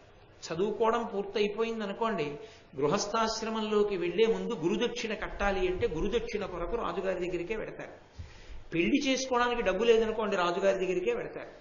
వానప్రస్థానికి వెళ్ళిపోయే ముందు పిల్లల్ని స్థిరీకరించవలసి ఉందనుకోండి, రాజుగారి దగ్గరికే వెడతారు. అది ధర్మం. కాబట్టి బ్రాహ్మణుడు అలాగే సంపాదించుకోవాలి. కాబట్టి మీరు వైన్యుడన్న రాజు దగ్గరికి వెళ్ళండి, ఆయన భూరి సంభావనలు ఇస్తాడు. ఎందుకని? మనం పిల్లలకి ఇచ్చి వాళ్ళు భద్రంగా ఉండడానికి ఏర్పాటు చేసి వెళ్ళిపోవాలి. కాబట్టి వైన్యభూజనపతి ఇచ్చునర్థులకు చాలగా, అర్థులకి సరిపోయేటట్టు ఇచ్చేటటువంటి వాడు ఆయన. ఎవడు ఏ కోరికతో వచ్చాడో ఆ కోరికకి సరిపోయేటట్టు ఇస్తాడు తప్ప ఇంకొకలా ఇచ్చేవాడు కాదు. చూడండి, ఏమంటే ఇంజనీరింగ్ చదువుకునేటటువంటి పిల్లలకి 10 మందిని చదివిస్తున్నానండి అని చెప్పి 1000 రూపాయలు ఇవ్వడం కన్నా ఒక్క పిల్లాడిని చదివించడం మంచిది కాదు. ఒక్క పిల్లాడికి ఫీజు కడితే వాడు చదువుకుంటాడు. ఎందుకు 10 మందికి 1000 రూపాయలు? వాడు మళ్ళీ ఇంకోళ్ళ దగ్గరికి వెళ్ళాలి మిగిలిన డబ్బులకి. అది దాతకు ఉండవలసిన లక్షణం. దాత దగ్గరికి అర్థి వెడితే అర్థి తృప్తితో వెళ్ళిపోవాలి తప్ప సగమే ఇచ్చి మిగిలింది ఎవరి దగ్గరికో మళ్ళీ వెళ్ళని చెప్పకూడదు. ఇవ్వగలిగితే ఇవ్వాలి, లేకపోతే వదిలిపెట్టాలి, అంతే. కాబట్టి అలా ఇవ్వగలిగిన వాడయా వైన్యుడు. ఆవిడ ఎంత ధర్మాన్ని ఆలోచించిందో చూడండి. ఎవరి దగ్గర పడితే వాళ్ళ దగ్గరికి వెళ్ళకండి. వాడు తెలియక ఏదో ఇంతే ఇస్తాను అంతే ఇస్తాను ఏదో మాట అన్నాడు అనుకోండి, మీ మనసు చిన్నబుచ్చుకుంటుంది. అది భర్త మీద గౌరవం. ఆవిడ భర్త మీద ఎంత గౌరవంతో ఆయన కోరికే తీరడానికి, ఆయన ధర్మం తప్పకుండా ఉండడానికి తాను ధర్మశాస్త్రాన్ని బోధ చేస్తోంది ఆవిడ భార్య అంటే. తప్ప మీకేం తెలియచ్చు అండం కాదు. భారతదేశంలో స్త్రీలు వ్యవస్థ యందు అత్రి మహర్షిని దాటి అనసూయమ్మ మాట్లాడింది. ఎందరు స్త్రీలో ఎంత శాస్త్ర ప్రవేశం, ఏమిటో నాకు ఆశ్చర్యంగా ఉంటుంది. పురుషులతో సమాన హక్కులని వేదికలు ఎక్కరుస్తుంటారని పిచ్చిగోలా ఏమైనా చదివితే కదా అసలు వాళ్ళల్లా నువ్వు చదువుకున్నావా ఏమన్నా నువ్వు మాట్లాడడానికి? నువ్వు చదువుకున్నది ఏమైనా ఉందా అసలు చెప్పడానికి? భారతం కానీ రామాయణం కానీ ఎప్పుడైనా చదివావా? నీకేమైనా తెలుసా ఏ సర్కలం ఏముందో? ఎందుకు వచ్చిన ప్రసంగాలు? ఏదో వేదిక దొరికింది కదా అని ఎక్కనో మాట్లాడడం. అలా మాట్లాడడానికి ఊళ్ళో కొంతమంది ఉంటుంటారు ప్రత్యేకంగా, అదే పని వాళ్ళకి. వాళ్ళు చదువుకున్నది ఏమిటో నాకు తెలియదు.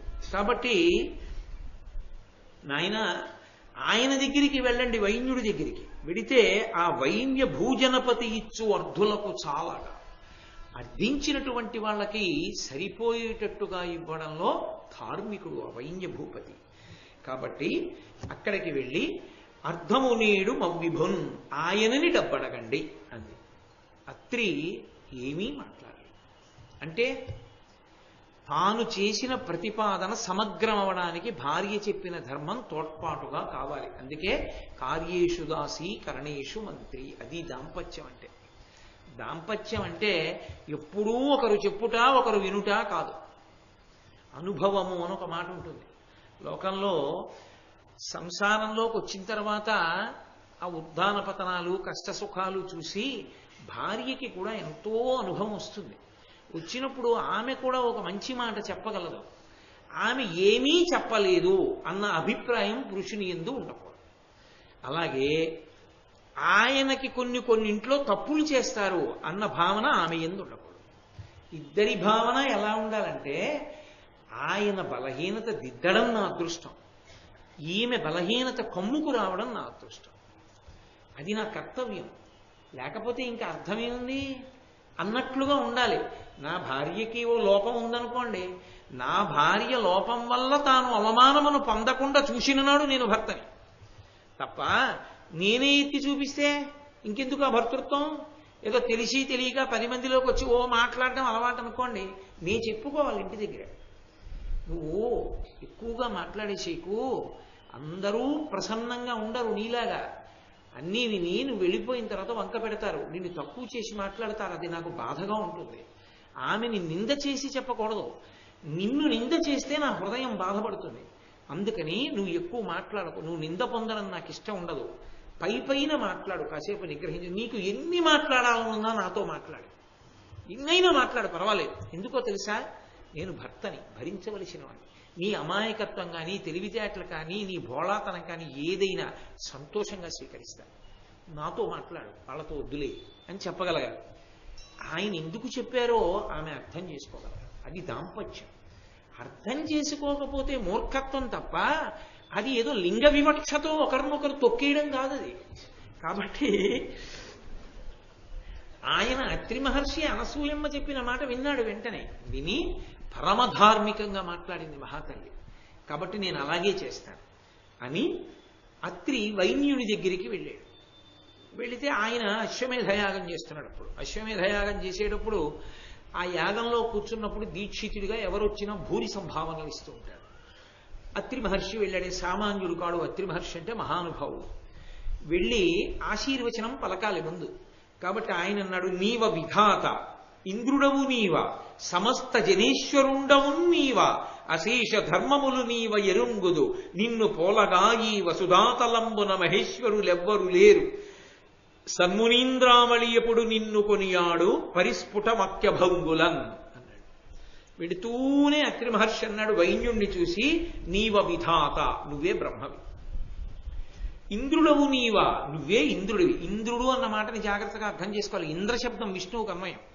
అందుకే శ్రీరామాయణంలో మీకు ఎక్కడ విష్ణువు అన్న మాట వినపడదు. ఇంద్ర ఇంద్ర ఇంద్ర ఇంద్ర అనే వినపడుతుంటుంది. అంతా ఇంద్రపరంగా ఉంటుంది రామాయణం. కాబట్టి ఇంద్రుడవు నీవా, విష్ణువు నువ్వే. సమస్త జనేశ్వరుండవు నీవా, ఈశ్వరుడివి నువ్వే, శివుడివి నువ్వే. అశేష ధర్మములు నీవ ఎరంగుదు, అన్ని ధర్మాలు నీకే తెలుసు. నిన్ను పోలగా ఈ వసుధాతలంబున మహేశ్వరులెవ్వరు లేరు, నీతో సమానమైనటువంటి రాజు వేరొకడు లేడు. సన్మునీంద్రావళి ఎప్పుడు నిన్ను కొనియాడు పరిస్ఫుట వాక్యభంగులన్, సన్మునులైనటువంటి వారు, సత్ప్రవర్తన కలిగినటువంటి మునులు ఎప్పుడూ నిన్ను పొగుడుతుంటారు అన్నాడు ఆయన. అనగానే అక్కడే గౌతమ మహర్షి కూర్చున్నాడు.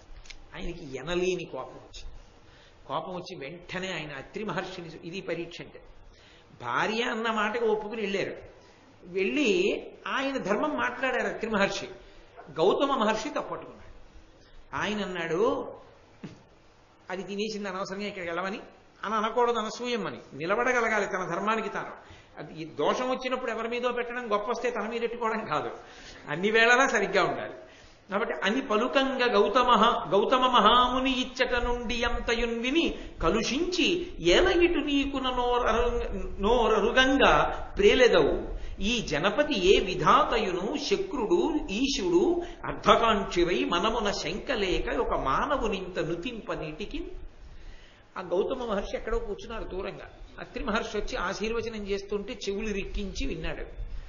విని వెంటనే ఆయన లేచాడు, కలుషించి కోపంతో లేచి అన్నాడు, ఏల ఇటు వీకున నోరు అరుగంగా ప్రేలేదవు, ఎందుకు అలా నోరు అరిగిపోయేటట్టుగా అలా పొగుడుతున్నావు, పేలుతున్నావు నీ ఇష్టం వచ్చినట్టు. మహర్షి ధార్మికంగా మాట్లాడద్దు. ఈ జనపతి ఏ విధాతయును శక్రుడు ఈశుడు, ఏమిటి ఈ రాజా బ్రహ్మ, ఈ రాజా విష్ణువు, ఈ రాజా శివుడు, పొగడ్డానికి కూడా బుద్ధి ఉండక్కర్లా? ఏమిటి ఈ రాజును పట్టుకుని నువ్వే బ్రహ్మ, నువ్వే విష్ణువు, నువ్వే శివుడు అంటున్నావేంటి? అర్ధకాంక్షివై మనమున శంకలేక ఒక మానవుని ఇంత నుతింపనీటికి. డబ్బు కావాలనుకుంటే డబ్బు కావలసిన వాళ్ళ ప్రవర్తించు, అంతేకాని నీకు డబ్బులు కావాలి కాబట్టి ఇంత అన్యాయంగా పొగుడుతావా వచ్చి? సిగ్గే ఇట్లా నీకు అలా పొగడ్డానికి? నోరరయంగా నోరు నెప్పెట్టేట్టి ఏంటో పొగడ్డం, ఉంది కదా అని పొగడకూడదు. పొగిడినా అది ధర్మబద్ధంగా ఉండాలి అన్నాడు. వెంటనే అత్రి మహర్షి అన్నారు, ఊరక మీరనాడెదవు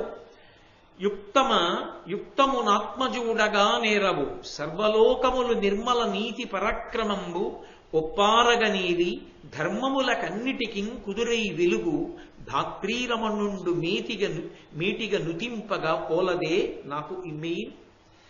అత్రి మహర్షి అన్నారు, ఊరక మీరనాడెదవు, ఎందుకయ్యా ఎక్కువ మాట్లాడతావు అలాగా? యుక్తమయుక్తమును ఆత్మచూడగా నేరవు, ఏది యుక్తము ఏది అయుక్తము అని నువ్వు ఆలోచించలేదు. నా మాట విని వెంటనే కోప్పడ్డావు అంతే. నేను అలా మాట్లాడచ్చా, అది శాస్త్రవిహితమా? నేను అలా మాట్లాడకూడదా, శాస్త్రాన్ని దూష్యమా? నువ్వు ఆలోచించలేదు. సర్వలోకములు నిర్మల నీతి పరాక్రమంబులొప్పారగనేలి, తన పరాక్రమం చేత లోకాలన్నిటినీ కూడా పరిపాలన చేస్తూ ధర్మమునందు నిలబెట్టినటువంటి రాజు ఎవరున్నాడో అతను ధర్మములకన్నిటికి కుదురై వెలుగు. అందరి ధర్మానికి అతనే మూలకందం. రాజుకి భయపడి బ్రాహ్మణుడు బ్రాహ్మణుల్లా బ్రతుకుతాడు, రాజుకు భయపడి మిగిలిన వాళ్ళు మిగిలిన వాళ్ళలా బతుకుతారు. ఎవరి ధర్మం వాళ్ళు ఎందుకు చేస్తున్నారో తెలుసా? రాజుని బట్టి. రాజు ధర్మమునకంతటికి మూలకందం. రాజు ధర్మమునకంతటికి మూలకందం అయితే పరమేశ్వరుడు ధర్మమునకంతటికి మూలకందం. మనం ధార్మికంగా ఉందామనుకుంటే ఎవరిని చూసి ఉండాలని చెప్పాను నేను నిన్న? పరమేశ్వరుడిని చూసేనా భయపడి ఉండాలని చెప్పాను, ఆయన యందు భక్తితేనైనా ఉండాలని చెప్పాను. కాబట్టి ఆ పరమేశ్వరుడే నా విష్ణు పృథివీపతి. విష్ణువు కానివాడు పృథివీపతి కాలేడు విష్ణువాంశ లేకపోతే. కాబట్టి ఆ రాజు యందు బ్రహ్మతత్వము విష్ణుతత్వము శివతత్వము ఉంటేనే లోకంలో ధర్మం నిలబడుతుంది. ధర్మమునకంతటికి ఆయనే మూలకందమై ఉంటాడు ప్రభువు. కాబట్టి ధాత్రీరమణుండు మేటిగా నుతింపగవోలదే, లోకంలో ధర్మాన్నంతటినీ నిలబెడుతున్నాడు, తన ధర్మాన్ని తాను నిర్వర్తిస్తున్నాడు. విష్ణుస్వరూపుడు కనుక విష్ణువుకి బ్రహ్మకి విష్ణువుకి శివుడికి అభేదం కనుక ఆయన బ్రహ్మ విష్ణువు శివుడు అని నేను అన్నాను. బ్రహ్మ సృష్టిస్తాడు లోకంలో, ఈయన అనేకములను సృష్టిస్తాడు. ఎలా సృష్టిస్తాడు ఆయన అంటే ధర్మాన్ని రక్షిస్తూ ఉంటాడు. ఎప్పుడు ధర్మము రక్షింపబడుతుంది కాబట్టి ప్రీతి చెందిన పరమేశ్వరుడు సమస్తాన్ని ఇస్తూ ఉంటాడు. వర్షములు కురుస్తుంటాయి, వేళకి వర్షములు పడుతున్నాయి కాబట్టి పంటలు పండుతున్నాయి, సృజింపబడుతున్నాయి. కాబట్టి అన్నీ సృష్టింపబడడానికి కారణమయ్యాడు కాబట్టి బ్రహ్మగారు అయ్యాడు. అందరూ ప్రశాంతంగా ఉండడానికి కారణమయ్యాడు, ప్రభువుని పట్టి భయపడతారు కాబట్టి. అలా పరిపాలిస్తున్నాడు కాబట్టి విష్ణువు అయ్యాడు. ఎవడు మార్గం తప్పాడో వాడిని నిర్మూలించడంలో శివుడయ్యాడు, లయకారకుడయ్యాడు. ఎవడికి ఏది ఇవ్వాలో అది ఇవ్వగలిగిన వాడు కాబట్టి శివుడయ్యాడు, మంగళప్రదుడయ్యాడు. కాబట్టి ఆయన బ్రహ్మ విష్ణువు శివుడు ఎందుకు కాలేదు? ధర్మమునకు మూలకందమైనటువంటి ప్రభువుని ఆ మాటతో పొగడడం ఎందుకు అయుక్తమైంది? కాబట్టి నేను మాట్లాడిన దాంట్లో దోషం లేదయా గౌతమ మహర్షి, నేనేం అడగలేదుగా ఆయన్ని, డబ్బు కోసం నేను ఆయన్ని స్తోత్రం చేశానన్న మాట సత్యదూరం అన్నాడు. అంటే గౌతముడు అన్నాడు, కలయ నరలు వచ్చి తల తెల్లనైనంత చేసి నీకు ఎట్లు చేరునిరుక, జ్ఞానవృద్ధుడైన వాని మాటలు గదా సభన జల్లు నార్య జనులకెక్కి. ఏదో జుట్టు తెల్లబడిపోయింది కదా అని నీ ఇష్టం వచ్చినట్లు మాట్లాడేకు, బ్రహ్మ విష్ణువు శివుడు ఆ పృథివీపతి అని చెప్పేస్తున్నావే, నీ జుట్టు తెల్లగా ఉంది కాబట్టి పెద్దవాడి అయిపోయావు కాబట్టి నువ్వు చెప్పచ్చు అనుకుంటున్నావా? ఎవడికి జ్ఞానమున్నదో వాడే సభలో వృద్ధుడు. నేను చెప్పింది సత్యం, అంతేకాని నీ జుట్టు తెల్లగా ఉందని నీది కాదు సత్యం, నేను చెప్పిందే సత్యం అంటే కించిత్ అతిశయంతో మాట్లాడాడు ఆయన, అవతల వారిని చిన్నబుచ్చుతూ. అక్కడ ఉన్న మహర్షులందరికీ అనుమానం వచ్చింది, అత్రి మాట్లాడింది నిజమా, గౌతముడు మాట్లాడింది నిజమా? ఇప్పుడు వైన్యుణ్ణి అలా పొగడచ్చా? అసలు ఆ పద్యం చెప్పచ్చా? ఇప్పుడు అత్రి మహర్షి పక్షాన్ని తీసుకుంటే గౌతముడికి కోపం వస్తుంది, గౌతమ పక్షాన్ని తీసుకుంటే అత్రికి కోపం వస్తుంది. ఎవరికి కోపం వచ్చినా ఉపద్రవం మాత్రం ఖాయంగా వస్తుంది. మౌనంగా కూర్చుంటే వాళ్ళు సభనే అడుగుతారు, చెప్పరే సత్యమా అసత్యమా అంటారు, అప్పుడైనా చెప్పాలిగా. ఎందుకు వచ్చిన గొడవ అడిగే వరకు ఊరుకోవడం, ఈలోగానే జోక్యం చేసుకుందామని వాళ్ళు అన్నారు. అయ్యా పెద్దవాళ్ళ మధ్య గొడవ ఎందుకు వచ్చింది, ఇలా అనొచ్చో అనకూడదో సనత్కుమారుణ్ణి అడుగుదాం రండి. ఎందుకనంటే వాళ్ళు బ్రహ్మజ్ఞానులు సనక సనందనాథులు కాబట్టి సనత్కుమారుణ్ణి అడుగుదాం ఇలా చెప్పచ్చా అన్న విషయం. రెండన్నారు. మహర్షులందరూ కలిసి ఈ అశ్వమేధయాగ మంటపంలోంచి బయలుదేరి యాగశాలలోంచి సనత్కుమారుడి దగ్గరికి వెళ్ళారు. ఏమి ఇలా వచ్చారన్నాడు ఆయన. ఇదిగో ఇలా ఇలా వాదం జరిగింది వీళ్ళిద్దరికి, ఎవరు సత్యం చెప్తున్నారు, ఎవరు మాట్లాడింది యుక్తము అని అడిగాడు. సనత్కుమారుడు అన్నాడు, అత్రి నిజంబ పల్కే తగ ఆతని వాక్యము ధర్మయుక్తము, ఈ ధాత్రి సమస్తమున్ బృహదుదగ్ర భుజాగ్రమునందు దాల్చు సక్షత్రియుడెల్లవారలను కావను బ్రోవ ప్రభుండు, కావునన్ శత్రు నిషూదనుండతడు శక్రుడు ఈశ్వరుడు విధాతయు. అత్రి మహర్షి చెప్పిందే సత్యం. రాజనేటటువంటి వాడు ఎందుకుంటాడంటే రాసపదవిలో లోకంలో ధర్మాన్ని నిలబెట్టడానికి ఉంటాడు. ధర్మాన్ని నిలబెట్టగలిగిన నాడు ఆయన బ్రహ్మ విష్ణువు శివుడే అయి ఉన్నాడు. కాబట్టి నీవు బ్రహ్మవు, నీవు విష్ణువు, నీవు శివుడవు అని అలా ధార్మికంగా పరిపాలిస్తూ ధర్మం నిలబెట్టినటువంటి వైరుణ్ణి పొగిడితే అందులో దోషం రాలేదు. కాబట్టి ఆయన చేసింది సత్యమే. అత్రి మహర్షి నోటి వెంట అనృతవాక్కు రాలేదు. అత్రి మాటయే నిజము, గౌతమ మహర్షి మాటయే దోషభూయిష్టం అని సనత్కుమారుడు తీర్పు చెప్పాడు. చెప్పి ఆయన ఒక విషయాన్ని జోడించాడు. జనులకు నెల్లను పూజ్యుడు జనపాలుండు, అతని మహిత శాసనమున సజ్జనులను మునులను సద్విధి జనువారలు కాక కడవ జనదెవ్వరికి. ఆ రాజుగారు ఎప్పుడూ ధర్మం పట్ల అనురక్తితో ఉన్నాడనుకోండి, తపస్సు చేసుకునే ముని తపస్సు చేసుకుంటాడు ప్రశాంతంగా, ఎవరు అవరోధం కల్పించరు. బ్రాహ్మణుడిలా బతకాలనుకున్నవాడు బ్రాహ్మణుడిలా బతుకుతాడు, వైశ్యుడు వైశ్యుడిలా బ్రతుకుతాడు. ఎవరు ఎలా బ్రతకాలో వాళ్ళు అలా బ్రతుకుతారు. ఎందుకని వేదంలో అలా చెప్పబడింది కాబట్టి మేము అలా బ్రతుకుతామంటే వేద ధర్మమునందు అనురక్తి ఉన్న ప్రభువు యొక్క అనుగ్రహం చేత పరిపాలన దక్షత చేత ధర్మం నిలబడుతుంది. కాబట్టి ధర్మాన్ని నిలబెట్టగలిగిన వాడు ప్రభు ఒక్కడే, ఆ ప్రభువు ఈశ్వర సదృశుడే. కాబట్టి సింహాసనం మీద ఉన్న ప్రభువు ధర్మాన్ని నిలబెట్టి పరిపాలిస్తున్నప్పుడు అతన్ని అలా పొగడడంలో దోషమే రాలేదు. ఆయన ఈశ్వరుడు అన్న మాట అంటే తప్పు రాదు అని ఆయన ఒక మాట అన్నాడు. లోకంలో ఒక మర్యాద ఉంది. ధార్మికంగా పరిపాలించాలి అనుకున్నప్పుడు ధర్మం తెలిసి ఉండాలి కదా. ధర్మం తెలిసి ఉండాలి అంటే ధర్మ సూక్ష్మము తెలిసి ఉండాలి. ధర్మము ధర్మ సూక్ష్మము చెప్పగలిగినటువంటి బ్రాహ్మణులు క్షత్రియులకి చెప్తూ ఉంటారు. క్షత్రియులు బ్రాహ్మణులను ఆదరించి ధర్మము తెలుసుకుని ఆ ధర్మాన్ని నిలబెట్టడానికి లోకాన్ని పరిపాలిస్తారు.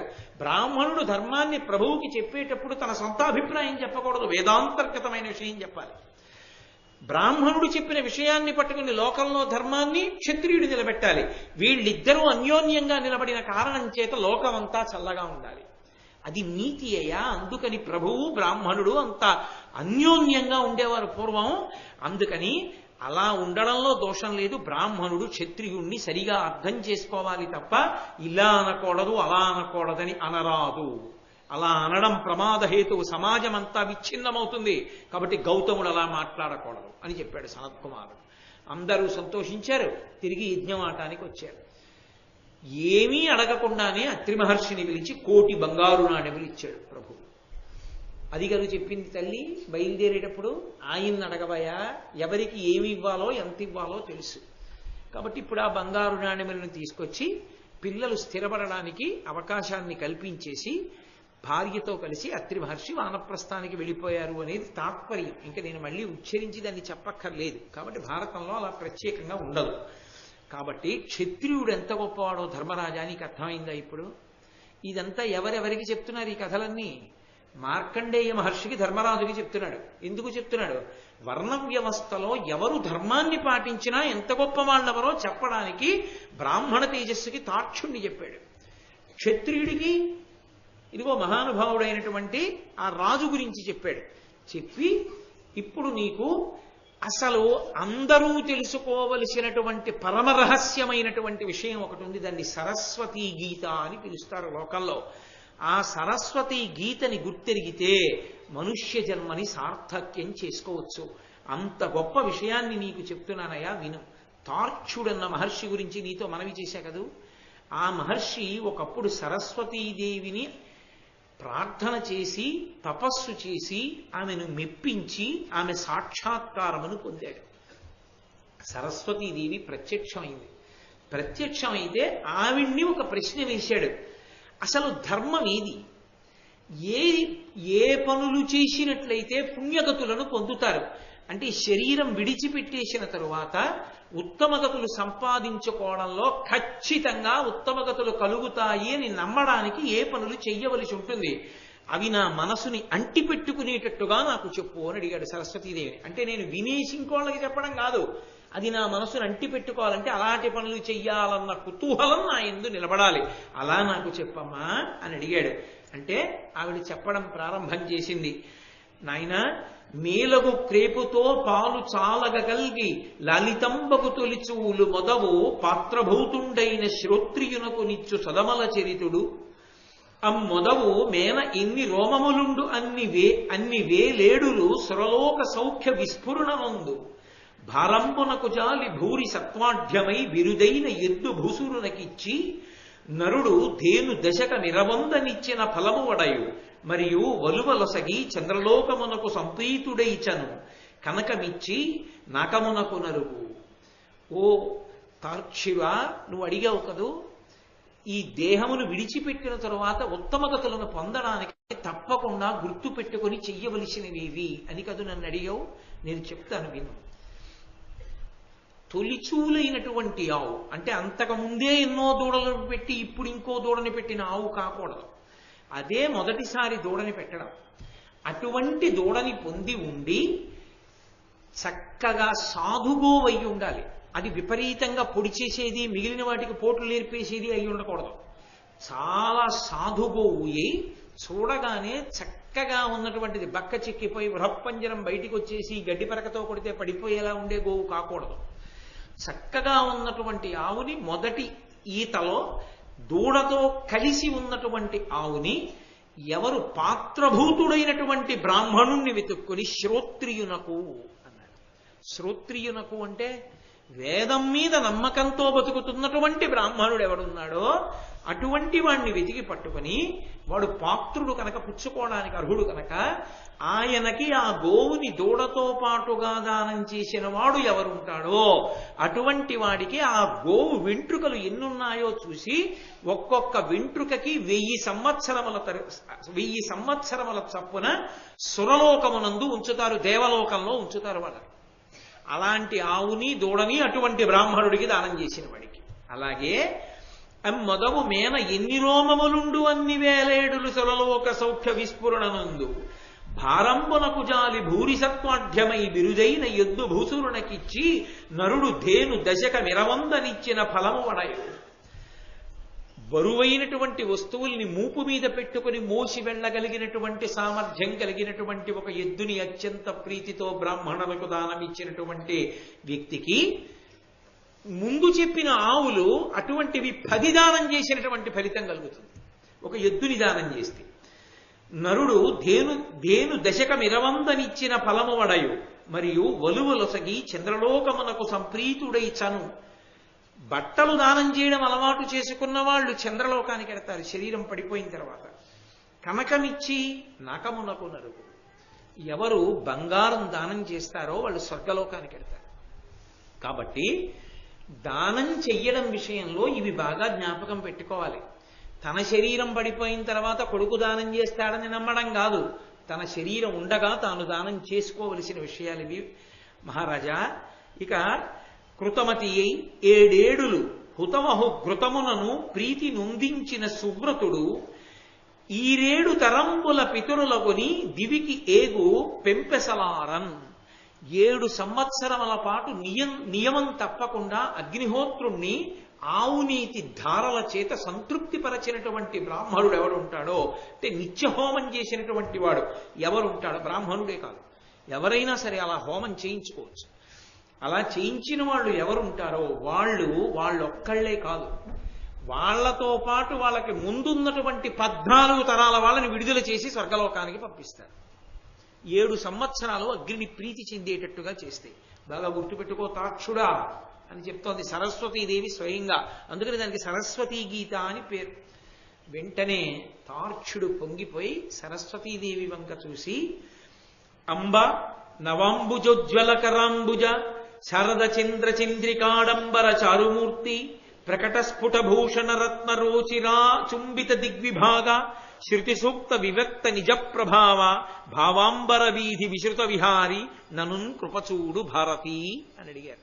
చాలా మంది ఈ పద్యం పోతన గారు అనుకుంటారు, ఎర్రాప్రగడ గారు. పోతన గారు ప్రార్థనా శ్లోకాల్లో ఉపోద్ఘాతంలో చెప్పుకున్నారు. కాబట్టి అంబ నవాంబుజోజ్వల కరాంబుజ, అప్పుడే వికసించినటువంటి కలువ పువ్వుని చేతిలో పట్టుకున్నటువంటి ఓ తల్లి, శారద చంద్ర చంద్రికాడంబర చారుమూర్తి, శరత్కాలమునందు ప్రకాశించేటటువంటి చంద్రుని యొక్క కాంతి ఎంత తెల్లగా ఉంటుందో అంత తెల్లగా సర్వశుక్ల సరస్వతి అని తెల్లటి స్వరూపం కలిగిన దాన, ప్రకట స్ఫుట భూషణ రత్న రోచిరా చుంబిత దిగ్విభాగ, అలంకారం చేసుకున్నటువంటి ఆభరణముల కాంతి ఆకాశం వరకు కొడుతుంటే నీ యొక్క కాంతితో నిండిపోయినటువంటి దిగంతములు దిక్కుల యొక్క చివర్ల వరకు ప్రకాశిస్తున్నటువంటి ఆభరణ శోభ కలిగినటువంటి దాన, శృతి సూక్త వివక్త నిజ ప్రభావ. శృతి అంటే వేదం, వేదంలో చెప్పబడినటువంటి సూక్తముల చేత నీ యొక్క ప్రభావము ఆవిష్కృతమయ్యేటట్టుగా గొప్ప స్థితిని కలిగి ఉన్నటువంటి దాన, భావాంబర వీధి విశ్రుత విహారి, మంచి మంచి ఆలోచనలు అనేటటువంటి వాటి యందు విహరించేటటువంటి లక్షణం ఉన్నదానా, అంటే మంచి ఆలోచన రావడం సరస్వతీ కటాక్షమే. భావాంబర వీధి విశ్రుత విహారి నన్ను కృపచూడు భారతి, అమ్మా నన్ను కృపచూడవమ్మా అని అడిగారు. అంటే తల్లి ఇవి నేను జ్ఞాపకం పెట్టుకుని అనుష్ఠించేటట్టుగా చెయ్యమ్మా జీవితంలో అని అడిగారు. అడిగితే ఆ తల్లి సరస్వతీదేవి సంతోషించింది, ధర్మరాజా. కాబట్టి ఈ లోకంలో ఎవరైనా సరే ఇవి జ్ఞాపకం పెట్టుకుని చేసుకోవలసింది. కనీసంలో కనీసం పిల్ల పెళ్లికి అని దాచుకుంటాం, పిల్లాడి పెళ్లికి అని దాచుకుంటాం, బిడ్డలకి అని ఇళ్ళు కొంటాం, వాకిళ్ళు కొంటాం, తన జీవుని కొరకు అని కనీసంలో కనీసం పిల్ల పెళ్లికి వేసుకున్నట్టే, పిల్లాడికి ఇల్లు కొనడానికి వేసుకున్నట్టే నెలకో 10 రూపాయలైనా దాచుకుని ఆమె చిటికిన వేలు పట్టుకుని ముప్పొద్దులా వండి పెట్టి అనుసరించి జీవితం అంతా అటు ఇంటి పేరు మార్చుకుని ఇక్కడికి వచ్చినందుకు ఆమెని కూడా తరింప చేయడానికి కనీసంలో కనీసం తొలీత పొందినటువంటి ఒక దూడతో కూడిన ఆవుని సద్బ్రాహ్మణుడికి దానం చేశానన్న తృప్తినైనా మిగల్చుకోవాలి కనీసం. అది ఆనాడు చెప్పింది సరస్వతీదేవి, అది ఎప్పటికీ అన్వయమయ్యేదే. కాబట్టి స్తోత్రం చేసింది. అలా ఆమె అనుగ్రహించిందయా. ఆ మార్గాన్ని జ్ఞాపకం పెట్టుకున్న నాడు ఈ లోకంలో ఉన్న ఎవ్వరైనా సరే ఆ పనులు చేసి తరించవచ్చు. ఎంత తేలిక మార్గం అండి నిజానికి. అందుకే అది మరిచిపోతే కోల్పోతాడు. విని వదిలిపెట్టడం కాదు, విని ప్రణాళిక నిర్మాణం చేసుకోవడం. ఖచ్చితంగా ఈ పని చేసేసుకుంటారు. చూడండి, ఏమీ లేకుండా హెల్త్ చెకప్ చేయించుకుంటాం, ఏమైనా ఉందేమో అని అనుమానం కొద్ది. కనీసంలో కనీసం బెనిఫిట్ ఆఫ్ డౌట్ తోటి పోన్లే ఏం పోయింది, ఒక్క 10,000 ఖర్చు పెట్టేస్తే కొన్ని అసలు గోవు రోమములు ఎన్నుంటాయి? అన్ని రోమములు ఇంటూ 1000 సంవత్సరములు దేవలోకంలో ఉండడానికి పోన్లే ఒక్క 25,000 పోతే పోయిందని సాహసం చేసేయడానికైనా ధైర్యం చెయ్యాలి కాదు. ఏమీ లేకపోయినా పిడరాయిలా ఉండి హెల్త్ చెకప్ చేయించుకోవడానికి వెళ్ళడానికి ఖర్చు పెట్టినా ఖచ్చితంగా ఏదో ఒకనాడు మాత్రం పడిపోతుందిరా, ఇవాళ చెకప్ చేయించుకున్నానని 100 ఏళ్ల తర్వాత కూడా ఇది ఉండదు అన్నదానికి ఖర్చు పెట్టి శాస్త్రంలో చెప్పిన దానికి ఖర్చు పెట్టకపోతే నేను ఎందుకు పూర్తి చేయను? కాబట్టి ఆ ధర్మరాజు గారితో మార్కండేయ మహర్షి ఈ మాట చెప్పి, ఓ ధర్మరాజా, నీవు నన్ను ప్రళయకాలం గురించి అడిగావు. ఎందుకని? అసలు అది చాలా గొప్ప విశేషం. మిగిలిన వాళ్ళు ఎవరు చెప్పినా నోటి మాటగా చెప్తారు ప్రళయం గురించి. ప్రళయాన్ని చూసిన వాడు మార్కండేయుడు ఒక్కడే. ప్రళయాన్ని కల్పించినటువంటి వాడు కృష్ణ భగవానుడు ఒక్కడే. వాళ్ళిద్దరికీ తెలుసు ప్రళయం గురించి. ఆ కృష్ణుడు కూర్చుని వింటున్నాడు, ఏమీ తెలియని వాళ్ళ. అంటే మహాత్ములైన వారు మాట్లాడుతున్నప్పుడు పరమేశ్వరుడు కూడా చెవి ఒగ్గి వింటాడు. వాళ్ళ మాటలంత సత్యములు కనుక. అందుకే నువ్వు వచ్చావు కాబట్టి మాట్లాడాలి. నువ్వు మాట్లాడితే ఒక్క ధర్మరాజు కాదు, లోకాలన్నీ తెలుస్తాయి. మార్కండేయుడు ఆనాడు మాట్లాడాడు. కొన్ని కోట్ల మంది ఇప్పటికీ ఎప్పటికీ భారతం ద్వారా తరిస్తూనే ఉన్నారు మార్కండేయుడు మాట్లాడడం వల్ల. అందుకని కృష్ణుడు కూడా వింటున్నాడు. ఇప్పుడు చెప్పే విషయం చెప్పడం మార్కండేయ మహర్షికి కూడా ఒక పెద్ద తమాషా. ఎందుకని? అది చూసిన వాళ్ళు వీళ్ళిద్దరే, ఇంకెవ్వరు ఉండరు. మూడో వాడు ఒక్కడే ఉన్నాడు. వాడు ఇవాళ ఉండొచ్చు, లేకపోవచ్చు. కానీ వాడి గురించి చెప్పడం మార్కండేయుడికి సరదా. ఎందుకని? లోకానికి తెలుసు మార్కండేయ ఆయుర్దాయం ఉంది కాబట్టి ప్రళయాలన్నీ మార్కండేయుడు చూశాడు. ప్రళయములను కల్పించేవాడే కృష్ణ పరమాత్మ కాబట్టి ప్రళయముల యందు కూడా ఆయన ఉంటాడు. ప్రళయానంతరము ఆయన ఉంటాడు. ఇంకొక ఆయన ఉన్నాడు, మూడో ఆయన. ఆయన గురించి కూడా చెప్తున్నాడు. చెప్తూ అన్నాడు, విను చాక్షుషమన్వంతరమున వైవస్వతుడు పరమపుణ్యుండు తపంబనరించే నిరాహారత అనుపమ ధైర్యుండు 10 సహస్రాబ్దంబుల్. చాక్షుషమన్వంతరంలో వైవస్వత మనువు, వైవస్వతుడు ఆయన పేరు తర్వాత మనువు కలిసింది, సృష్టి చేశాడు కాబట్టి. వైవస్వత మనువు పరమపుణ్యుడు. ఆయన 10,000 సంవత్సరముల పాటు ఆహారం తీసుకోకుండా అనుపమ ధైర్యంతో, అనుపమ ధైర్యం అంటే పోల్చడానికి వీల్లేని ధైర్యం. ధైర్యం అంటే ఎవరో వచ్చేదో కొడతారని కాదు, నమ్మకంతో తపస్సు చేశాడు. చేస్తే ఆయనకి పరమేశ్వర సాక్షాత్కారము ఎదురుగుండా కలగలేదు. ఒక విచిత్రం జరిగింది. అంత తపస్సు చేసేవాడు స్నానం చేస్తాడు కదూ. ఆయన ఓ రోజున స్నానం చేయడానికి వెళ్ళాడు. ఆ స్నానం చేయడానికి వెళ్ళినప్పుడు చెరువులో దిగి స్నానం చేస్తున్నాడు. ఆ చెరువులో చిన్న చేప పిల్ల వచ్చింది. ఓయి వైవస్వతుడా, ఈ చెరువులో పెద్ద చేపలు ఉన్నాయి, నన్ను మింగేస్తాయి, భయంగా ఉంది, నన్ను తీసుకెళ్లి ఎక్కడన్నా భయం లేని చోట పడేద్దు అంది. తీసుకెళ్ళి నూతిలో పడేశాడు. ఓ 2 రోజులాగి నూతి దగ్గరికి వెళ్ళాడు. ఆ చేప నుయ్యంతా పెరిగేదంది, నాకు ఈ నుయ్యి చాలటం లేదు, ఇబ్బంది పడిపోతున్నాను వైవస్వతుడా, నన్ను ఇంకెక్కడైనా విడిచిపెట్టండి. పెద్ద బావిలో పడేశాడు. నూతికి బావికి తేడా ఏంటంటే ఒడ్డు నుండి తోడుకుంటే నుయ్యి, మెట్లు దిగి తెచ్చుకుంటే బావి, అది తేడా. కాబట్టి బావిలో పడేశాడు. బావి పెద్దది. ఓ 2 రోజులు ఆగి వెళ్ళి చూశాడు. బావి అంతా అయిపోయి ఇది నాకు చాలటం లేదు, ఇంకెక్కడైనా పడేద్దు అంది. గంగమడుగులో పడేశాడు. ఓ 2 రోజులు ఆగి వెళ్ళిచాడు. గంగమడుగు అంతా అయిపోయింది. ఇది నాకు చాలటం లేదు, ఎక్కడైనా పడేద్దు అన్నాడు. సముద్రంలో పడేశాడు. పడేస్తే ఆ చేపంది, ప్రళయం వస్తోందయ్యా, ఒక ఓడ సిద్ధం చేసుకో, సప్తర్షులు ఎక్కుతారు నీతో, చాలా కాలం ఉంటుంది సుమా, తిండి గింజలు ఉంచుకుని నావనెక్కు. ఆయన గబగబా నావ సిద్ధం చేసుకుని సముద్రంలో ఆ నావనెక్కాడు సప్తర్షులతో. ప్రళయం వచ్చేస్తోందని చెప్పాడు కదూ, నిన్ను రక్షిస్తాను, నాకు చిన్న కొమ్ములో ఉంది చూడన్నాడు. పెద్ద చేప. ఆ కొమ్ముకి తగల్చు, ఈ ఓడకి సంబంధించిన తాడ లంగర వేశారంటారే, తాడు తగల్చన్నాడు. తాడు తగల్చాడు. అది ఆ సముద్ర మధ్యంలోకి తీసుకెళ్ళిపోయింది ఈ ఓడని. ప్రళయం ప్రారంభమైంది. ఆ ప్రళయం ప్రారంభమైనప్పుడు బ్రహ్మాండమైనటువంటి వర్షాలు కురిసి ఈ లోకమంతా జలప్రళయంతో నిండిపోయింది. ఏం లేదు, కటిక చీకటి అయిపోయింది. అంతా నీటితో నిండిపోయింది. సమస్త భూతకోటి నశించిపోయింది. ఆ నశించిపోయినప్పుడు ఒక్క సప్తర్షులు ఈ వైవస్వతుడు మాత్రమే ఉన్నారు. అప్పుడు ఆ చేపంది, ఇదిగో ఈ కనపడుతున్న పర్వత శిఖరానికి వేసి తాడు కట్టు అంది. కట్టాడు. అందుకని ఆ శిఖరం మనకు నౌబంధనము అని పేరు వచ్చింది. ఇప్పుడు ప్రళయం తగ్గిపోయింది. నువ్వు బయలుదేరి సృష్టి చెయ్యి, మళ్ళీ ఇప్పుడు సంతతినంతటినీ సృష్టి చెయ్యి, చేసి మళ్ళీ పరిపాలన ప్రారంభం చెయ్యండి. ఆ వైవస్వత మనువుతో ప్రారంభమైంది మళ్ళీ సృష్టి. అందుకని ఆయన మనువు అయ్యాడు. అలా ఒక ప్రళయాన్ని ఆయన చూశాడు. అంటే ధర్మరాజు గారు అన్నాడు, అసలు ప్రళయం అంటే ఏమిటి, ఎలా జరుగుతుంది, దాని విశేషం ఏమిటో నాకు చెప్తురు అన్నాడు. అంటే చెప్తున్నాడు మార్కండేయ మహర్షి. ప్రళయం చూసినవాడు ఆయన ఒక్కడే. ఎన్ని ప్రళయాలో చూశాడు ఆయన. ఆయనది మార్కండేయ ఆయుష్. కృతయుగము, త్రేతాయుగము, ద్వాపరయుగము, కలియుగము, 4 యుగాలు కలిపేస్తే ఒక మహాయుగం అంటారు. ఇటువంటి మహాయుగాలు 1000 యుగాలైపోతాయి. ఇన్ని కృతయుగం, త్రేతాయుగం, ద్వాపరయుగం, కలియుగం కలిపి మహాయుగం. ఆ మహాయుగాలు 1000 యుగాలైపోతే బ్రహ్మగారికి ఒక రోజులో ఒక పగలం. అది ఆయన కాలప్రమాణంలో ఆయనకు ఒక పగలం. అది ఆ పగలు యొక్క చిట్ట చివరికి వస్తుండగా, అంటే ఆయనకి సాయంకాలం అవుతూ ఉండగా ప్రళయం వస్తూ ఉంటుంది. ఆ ప్రళయమునందు ఏమవుతుందో తెలుసా? అప్పుడు 100 సంవత్సరములు మిగిలి ఉన్నాయి. ఇంకా బ్రహ్మగారికి 100 దివ్య సంవత్సరములు మిగిలి ఉన్నాయి అంటే ఆయన పగల పూర్తవుతోందని గుర్తు. అప్పుడు అనావృష్టి ఏర్పడుతుంది ఈ లోకంలో.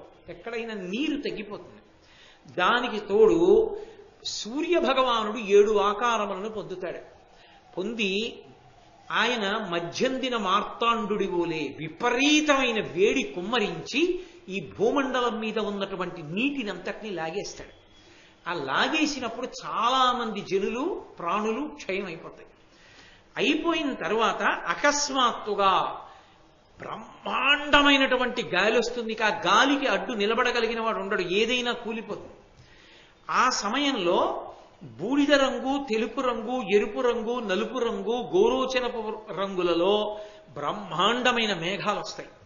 ఆ మేఘాలు మెరుపులతో, ఉరుములతో, పిడుగులతో వర్షం కురవడం ప్రారంభం చేస్తాయి. ఆ వర్షం ఆగదు, అలా కురుస్తూనే ఉంటుంది కొన్ని సంవత్సరాల పాటు. అప్పుడు ఈ లోకాలన్నీ కూడా లయమైపోతాయి. ఇక సూర్యచంద్రుల గమనం ఉండదు, కటిక చీకటి అయిపోతుంది. లోకంబులు లోకేశులు లోకస్తులు తెగిన తుది అలోకంబకు పింజీకటి కావల యవ్వండేకాకృతి వెలుగువతని నేసేవింతున్నంటారు పోతన గారు. కటిక చీకటి అయిపోయింది. నేను ఒక్కడే ఉన్నాను. ఎవరు? మార్కండేయ మహర్షి. అన్నీ లయమైపోయాయి ప్రళయంలో. అంత కటిక చీకట్లో ప్రళయ జలాల్లో నేను ఒక్కడిని తిరుగుతున్నాను. ఎందుకని? ఆయన ఆయుర్దాయం పోదు, పరమశివుడిచ్చిన వరం. తిరుగుతూ వెతుక్కుంటూ వెళ్ళాను. మర్రి చెట్టు ఒకటి కనపడింది, పెద్దది. అది మర్రి చెట్టు యొక్క గొప్పతనం. ఆ మర్రి చెట్టు కనపడింది. ఆ మర్రి చెట్టు కింద ఉన్నటువంటి జలముల మీద ఒక మర్రి ఆకు కింద తేలుతోంది నీళ్లలో పడి. దాని మీద ఓ పిల్లాడు పడుకున్నాడు. వాడు కళ్ళు మూసుకుని తన కాలి బొటన వేలు నోట్లో పెట్టి చీకుతున్నాడు. ఆయనే కృష్ణుడు ఎదురుకుండానే కూర్చొని వింటున్నాడు. ఏమీ తెలియని వాడు చెప్తున్నాడు మార్కండేయుడు, వీళ్ళిద్దరే ఉన్నారు, తెలిసిన వాళ్ళిద్దరే. వింటున్న ధర్మరాజాదులు కూడా కాలమునందు పడిపోయేవారే. పడిపోని సత్యాన్ని కృష్ణుడు ఎదురుకుండానే చెప్తున్నాడు, పరమేశ్వరుడు ఎదురుకుండా మార్కండేయుడు. అద్భుత ఘట్టం భారతంలో. అప్పుడు నాకు ఈ రావేకు మీద పడుకున్న పిల్లవాడు కనపడ్డాడు కళ్ళు మూసుకొని. నేను పక్కకి వెళ్ళి చుట్టూ చూసి ధ్యానం చేసి ఎవరీ పిల్లాడని. కళ్ళు తెరిచి ఓరకంటితో నన్ను ఇలా చూశాడు. చూసి, ప్రళయ రహస్యం తెలుసుకోవాలనుకుంటున్నావా, రా నా ఉదరంలో ప్రవేశించన్నాడు. నాకు తెలియకుండానే ఉదరంలోకి వెళ్ళాను. 3 లోకాలు, గంగాది నదులు, పర్వతాలు, సమస్త ప్రాణికోటి ఆయన కడుపులో ఉన్నాయి. కొంతకాలం అయిన తర్వాత మళ్ళీ బయటికి వచ్చాను. అప్పటికీ ప్రళయమే ఉంది. అప్పుడు నాతో ఆయన అన్నాడు, చూశావా ప్రళయం అంటే ఏమిటో? అన్నిటినీ నాలోకి తీసేసుకుంటాను, అదే ప్రళయం అంటే. అన్నీ నాలో ఉంటాయి, మళ్ళీ నాలోంచి వ్యక్తం చేస్తాను. నాలోంచి వ్యక్తం చేసినప్పుడు ముందు 4 సృష్టిస్తాను, 4 వేదాలు. తర్వాత చాతుర్వర్ణాలని సృష్టిస్తాను. చాతుర్వర్ణ వ్యవస్థతో మళ్ళీ మనుష్య కోటి ఏర్పడుతుంది, సమస్త భూతకోటి వస్తుంది. ఆ వచ్చినప్పుడే ఆ 4 నాయందే ఉంటాయి, ఎక్కడో ఉండవు. బ్రాహ్మణోస్య ముఖమాసీత్ బాహూరాజన్యకృత ఊరూతదస్య యద్వైశ్య పద్భ్యాగం శూద్రో అజాయత. విరాట్ స్వరూపమునందు ముఖమునందు బ్రాహ్మణులు ఉంటారు, భుజములందు క్షత్రియులు ఉంటారు, తొడల యందు వైశ్యులు ఉంటారు, పాదముల యందు శూద్రులు ఉంటారు. అసలు నిజానికి నమస్కారాలన్నీ పాదాలకే పెడతారు. అసలు విచిత్రం ఏమిటంటే గమనము అంటారు, కదలిక. కదలిక దేని వలన ఉంటుందంటే పాదముల వలన ఉంటుంది. పాదములన్నీ కూడా ఈశ్వర పాదములు శుద్ధులు, తొడలు వైశ్యులు. కింది భాగం ఎంత బలంగా ఉన్నా, పై భాగం ఎంత బలంగా ఉన్నా, తొడలు సన్నహ చీపురు పళ్ళల్లో అయిపోతే ఇంకా లేవలేడు, కూర్చోలేడు, ఎక్కడికి ఏం వెళ్ళలేడు. సమాజం పరిపుష్టంగా ఉండాలంటే వ్యాపారం చేసేటటువంటి వైశ్యుడు చక్కగా ఊంచుకుని నిలబడే అవకాశం ఇవ్వాలి ఆయనకి. కాబట్టి తొడలు బలంగా ఉంటాయి. వైశ్యుడి వలన సమాజం బలంగా ఉంటుంది. కాబట్టి ఊరు తదస్య యద్వైశ్య పద్భ్యాగం శూద్రో అజాయత. ముఖంలో బ్రాహ్మణోస్య ముఖమాసీత్. ముఖంలో కళ్ళు, ముక్కు, చెవులు, నాలుక అన్ని జ్ఞానేంద్రియములుంటాయి. వేదం చదువుకుని ధర్మం చెప్పి 10 మంది ధర్మంలో ఉండేటట్టుగా చెయ్యవలసిన వాళ్ళు కాబట్టి బ్రాహ్మణులు ముఖమండలంలో ఉంటారు. లోకాన్ని రక్ష చెయ్యాలి. ఏదైనా రక్షణ చెయ్యాలి అంటే చేతులతోనే. అందుకని క్షత్రియులు నా భుజముల యందు ఉంటారు. అప్పుడు నేను మళ్ళీ 4గా ఈ సృష్టిని అంతటినీ చేస్తాను, చేసి నేను ఉంచుతాను. ధర్మమునకు హాని జరిగితే అవతార స్వీకారం చేసి ధర్మానికి హాని చేసిన వాళ్ళని చంపేస్తుంటారు. నేను మాత్రం నిత్యుణ్ణి, నిరంజనుణ్ణి, శాశ్వతుణ్ణి ఓ మార్కండేయ మహర్షి అని నాకు ఆనాడు ఆ వటపత్రసాయి చెప్పారు. ఓ ధర్మరాజా, నీకు మంత్రి అని, స్నేహితుడని, బంధువని నువ్వు రోజు నమస్కారం చేసి పొగుడుతున్నావే, ఆయనే ఆ వటపత్రసాయి. ఏం తెలియనట్టు కూర్చున్నాడు ఇక్కడ. ఈయన్నే నేను అక్కడ చూసింది. ఇప్పుడు నల్ల రంగులో ఉన్నాడు, అప్పుడు తనకి కావలసిన రంగులో ఉంటాడు యుగాన్ని బట్టి. ఏమీ తెలియనట్టు అనడు, ఆనడు, నవ్వుతున్నాడు, వింటున్నాడు. పరమేశ్వరుడు కూడా తన కథ ఎవరి ముఖం గుండా వస్తే విని సంతోషిస్తాడో అంతటి మహాత్ముడు మార్కండేయుడు. అందుకే ఆరణ్య పర్వంలో మార్కండేయుడు చెప్పిన దానికి అంత సింహభాగం ఇచ్చాడు. కాబట్టి అలా ఉంటాయి. ఇక కలియుగం వస్తోంది కదా, ద్వాపర యుగంలో ఉన్నాడు ధర్మరాజు గారు. రాబోయే యుగం కలియుగం. కలియుగం యొక్క లక్షణాలు ఎలా ఉంటాయో నీకు చెప్తాను, విను ధర్మరాజా అని ధర్మరాజు గారికి చెప్పాడు. ధర్మరాజు గారు అలా ఉంటుందా అనుకున్నాడు. ఇలా ఉంటోంది అనడానికి మనం ప్రత్యక్ష సాక్షులం మార్కండేయ మహర్షిలాగా. అయితే ఇప్పుడు ఇది విని భయపడిపోకండి, ఎందుకంటే ఇది మరీ కలియుగం చెట్ట చివరికి వెళ్ళినప్పటికీ మధ్యలోవి ఉన్న మాటలు కాబట్టి ఇప్పుడే ఇలా ఉంటుందా, మనం అందరం ఏమైపోతామని బెగ్గబెట్టుకుని రాత్రి నిద్ర మానేసేయడాలు అలాంటి పనులు ఏం చెయ్యక్కర్లేదు. సత్యంబు నరులకు సంక్షిప్తమగు సత్యము హాని ఆయువు కడు నరిగిపోవు. ఆయువు తరిగిన అల్పంబులగు విద్య అల్ప విద్యలను మోహంబు మిగులు.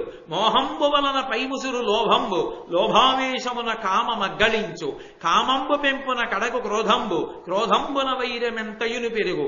వైరమున అశేష వర్ణులు అన్యోన్య పీడ చేయుచును విభిన్న బుద్ధి.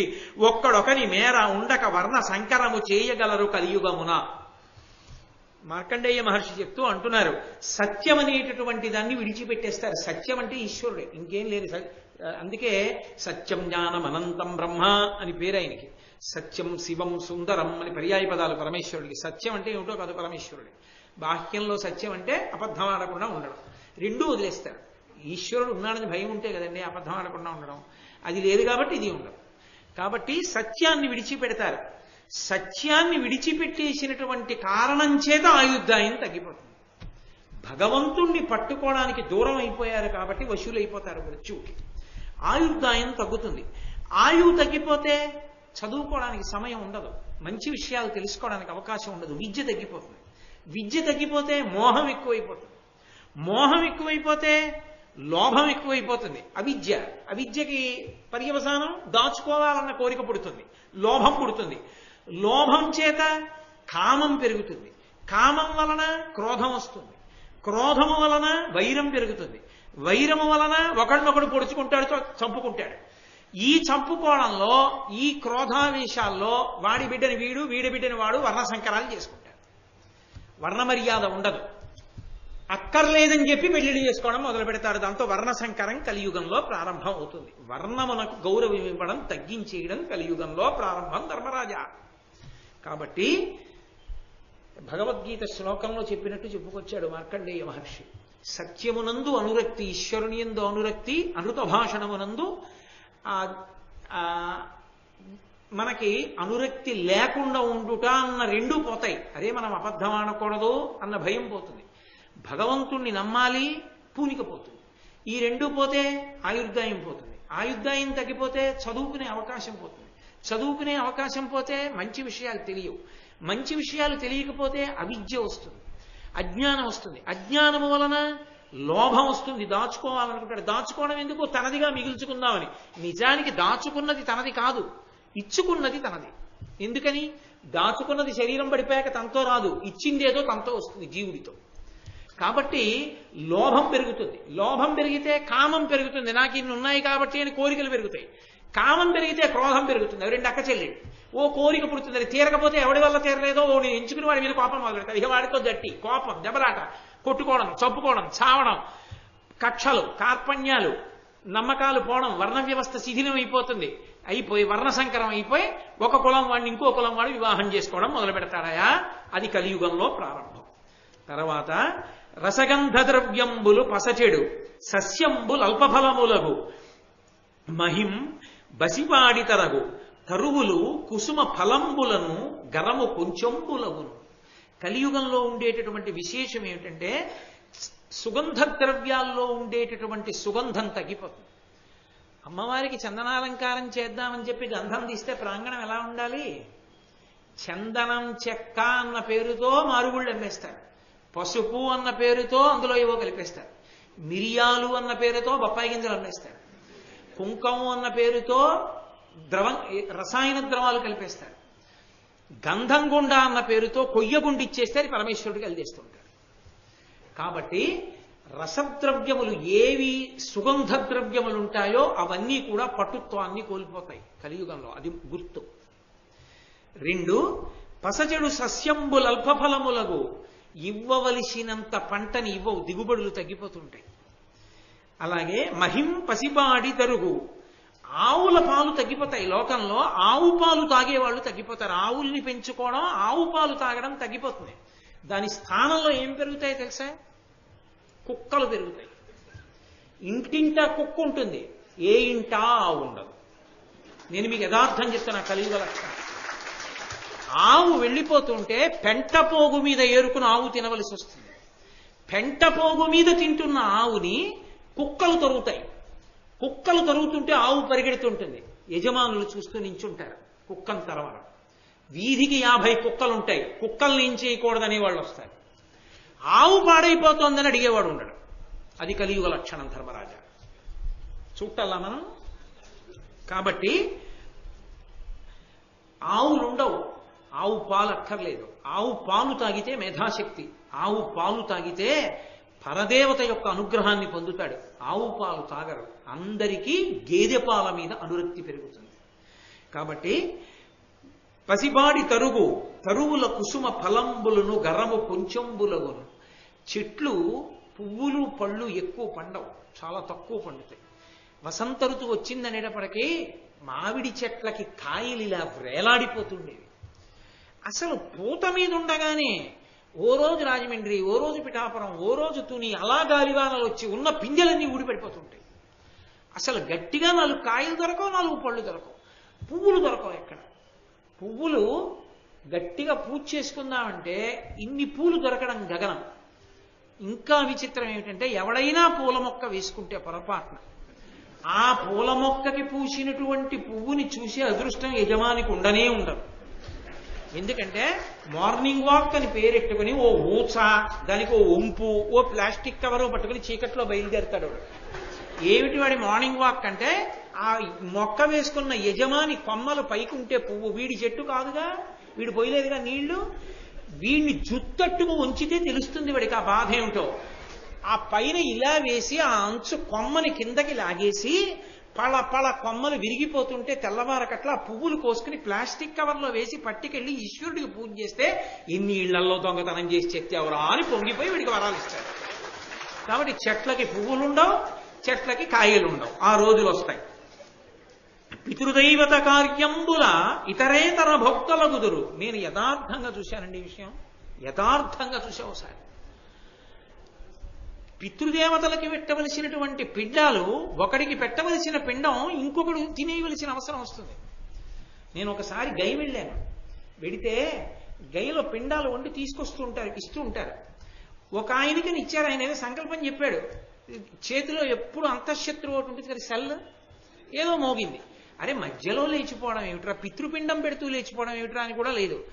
ఆ ఫోన్ మాట్లాడడానికి వెళ్ళాడు, ఆవిడ దేనికో లేచింది. ఇంకొక ఆయన వచ్చి ఈ పిండాలు పట్టుకెళ్ళి ఆయన పెట్టేసుకున్నాడు. అంటే వీళ్ళ నాన్న తినగా మిగిలిన వాళ్ళ నాన్న తినేశాడు. అది చెప్తున్నారు, కలియుగంలో పితృపిండాలు అలా పెడతారు, ఏమీ శ్రద్ధ ఉండవు, పితృపిండాలు అలా పెడతారు. ఇంకా విచిత్రం ఏంటంటే ఎల్ల ఎడల కుచ్చిత దేశ పాత్ర ప్రతియు వర్తించు. అది దేవాలయమా లేకపోతే తద్దినం పెడుతున్నాడా, మనం ఏ కార్యం మీద ఉన్నాం, ఎందుకు వచ్చాం, దాంతో సంబంధం ఏమి ఉండదు. దానికి విరుద్ధమైన పని ఏమి ఉంటుందో చేస్తుంటారు, చూడ్డానికి అసహ్యం వేస్తుంది. చెప్తున్నా నాకే రాదా. కాబట్టి ఎక్కడ ఎలా ఉండాలో అలా ఉండరు. ఓ పార్క్కి వెడితే చిన్నపిల్లలు అట్టుకుని వెళ్ళాలి, ప్రవచనాలకు ఎందుకు ముందరా, వాళ్ళు అరవరు, వాళ్ళకి ఏం తెలుసు పాపం, వాళ్ళు పసిపిల్లలు. ఎవరికి ఉండాలి ఆ బుద్ధి, పెద్దవాళ్ళకు ఉండాలి. అది ఆలోచన లేని వాళ్ళు సభలకు వస్తుంటారు. ఎక్కడ ఎలా ఉండాలో అలా ఉండరు. ప్రవచనం జరిగే చోటికి సెల్ ఫోన్, దాన్ని సైలెంట్లో పెట్టుకోవడం చేత కాదు, ఉండకపోతే అవమానం, ఉండాలి, మోగాలి, 10 మంది చూడాలి, సిగ్గు ఉండదు. కాబట్టి ఎక్కడ ఎలా ఉండాలో అలా ఉండని వాళ్ళందరూ చేరుతుంటారు, దాని గౌరవాలు నిలబెట్టారు. కాబట్టి అలా ఉంటారు. చిట్ట చివరికి ప్రతితీయ వర్తించు దైవ పైతృక విధులన్. అది దేవాలయ ప్రాంగణం, మనం వెళ్ళింది అక్కడికి వెళ్ళినప్పుడు మనం ఇలా వెళ్ళాలనేటటువంటి ఇంగిత జ్ఞానం ఉండదు. గుళ్ళోకి చెప్పులేసి వెళ్ళిపోతారు, గుళ్ళల్లోకి బొట్టు లేకుండా వెళ్ళిపోతారు. అరే మనం ఈ ప్రాంగణానికి వెడుతున్నాం, ఇలా వెళ్ళకూడదన్న నియమాన్ని పాటించేవాడు ఉండడయా. ఒక ఇంటెన్సివ్ కేర్ యూనిట్లోకి ఇప్పుడు రావద్దు ఈ సమయంలో తప్ప అంటే వింటాడు. ఆఫీస్లోకి ఈ టైంలో తప్ప విజిటింగ్ అవర్స్ లేవంటే ఊరుకుంటాడు. ఒక డాక్టర్ గారి అపాయింట్మెంట్ ఇప్పుడు లేదంటే ఊరుకుంటాడు. భగవంతుడి దేవాలయంలోకి మాత్రం వాడి ఇష్టం వచ్చినట్టు లోపలికి వెడతాడు. నేను ఎన్నో సందర్భాల్లో చూసా, పెంపుడు కుక్కలతో గుళ్ళల్లోకి వెళ్తుంటారు, ఎంత దోషం.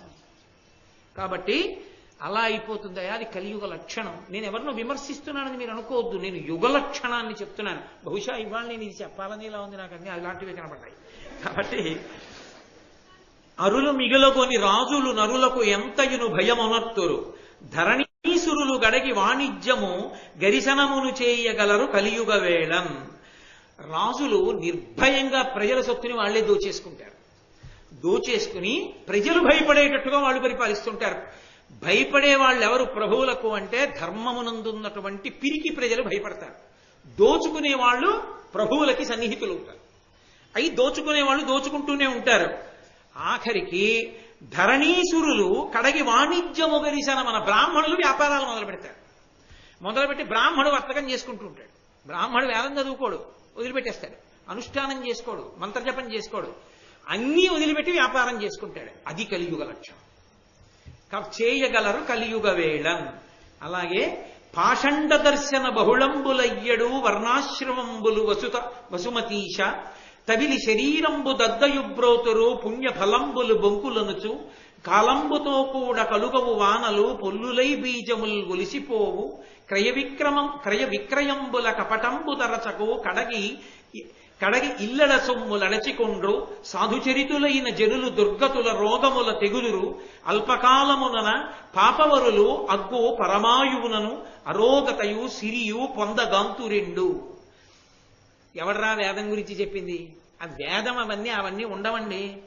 ఓపిక ఉన్న కాడికి చేస్తామన్న వాళ్ళు ఎక్కువైపోతారు. అది విచిత్రం. బతికున్నన్నాళ్ళు వేదధర్మాన్ని నమ్మాలరా అనరు. ఓపికున్నంత వరకు అన్న మాట ఒకటి వస్తుంది కొత్తగా. ఓపికున్నంత వరకే ధర్మాన్ని పాటించు అంటే, నీకు ఎప్పుడు దాని మీద విసిగొస్తే అప్పుడు నువ్వు నాకు పసగట్లేదని వదిలేయచ్చు అని చెప్పేవాళ్ళు వస్తారు. అందుకని వర్ణాశ్రమములు నిలబడవు. శరీరము తగిలి శరీరంబు తద్దయు ప్రోతురు పుణ్యఫలంబులు బొంకులనుచు. ఎవడు చెప్పాడు ఉపవాసం చేయమని? ఉపవాసము చేయనక్కర్లేదు అని చెప్పేవాళ్ళు ఎక్కువైపోతారు. ఎవడు చెప్పాడు ఆచారం అని చెప్పేవాళ్ళు ఎక్కువైపోతారు. ఎవరు చెప్పారు ఈశ్వరుడికి నైవేద్యం ఈశ్వరుడికి వండి పెట్టాలని?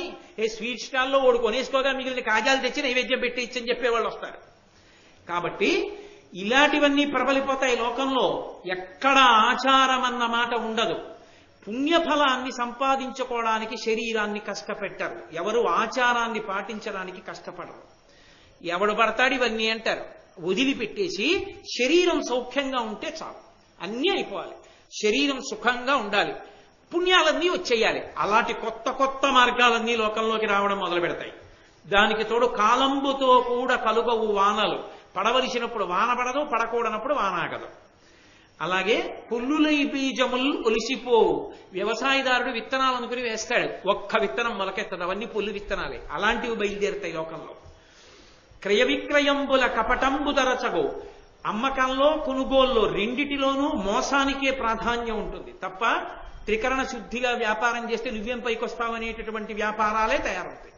వ్యాపారం అంటే గడుసుతనమే, వ్యాపారం అంటే వ్యాపారంగా ఉండదు ఇహ కలియుగంలో. గడుసుతనం ఉన్నవాడే వ్యాపారం, మోసం చేస్తేనే వ్యాపారం చేయగలుగుతాడు. కడగి ఇల్లడ సొమ్ము లడచికొండ్రు, దోచుకుంటారు ఒకళ్ళొకడు, ఎవడికి ఎక్కువ మోసం చేయగలిగితే వాడు ఎక్కువ సంపాదించుకుంటాడు. సాధుచరితులైన జనులు దుర్గతుల రోగముల తెగుదురు, ధర్మాన్ని నమ్ముకున్నటువంటి వాడు దీర్ఘాయుష్మంతుడు కాడు, తక్కువ ఆయుర్దాయంలోనే రోగంతో శరీరం వదిలిపెట్టేస్తాడు. అన్నీ ఇప్పుడే అన్వయం కావని చెప్పాను మీకు నేను. ఇవన్నీ కొన్ని కొన్ని కలియుగాంతమనందు వచ్చేవి, అందుకని కంగారు పడిపోయి అవి బాబాయ్ వద్దు, మనకి పుణ్యం వద్దు, ధర్మం వద్దని నిర్ణయాలకు రాకండి. అల్పకాలమునన పాపపరులు అగ్గు పరమాయువును అరోగతయు సిరియు పొందగంతు రెండు, ధర్మాన్ని విడిచిపెట్టేసి పాపకార్యాలు చేసేవాళ్ళు దీర్ఘాయుష్మంతులై భోగభాగ్యాలతో సంతోషంగా ఉంటారు. అది కలియుగ లక్షణం, ఇప్పుడు కాదు తర్వాత ఎప్పుడు.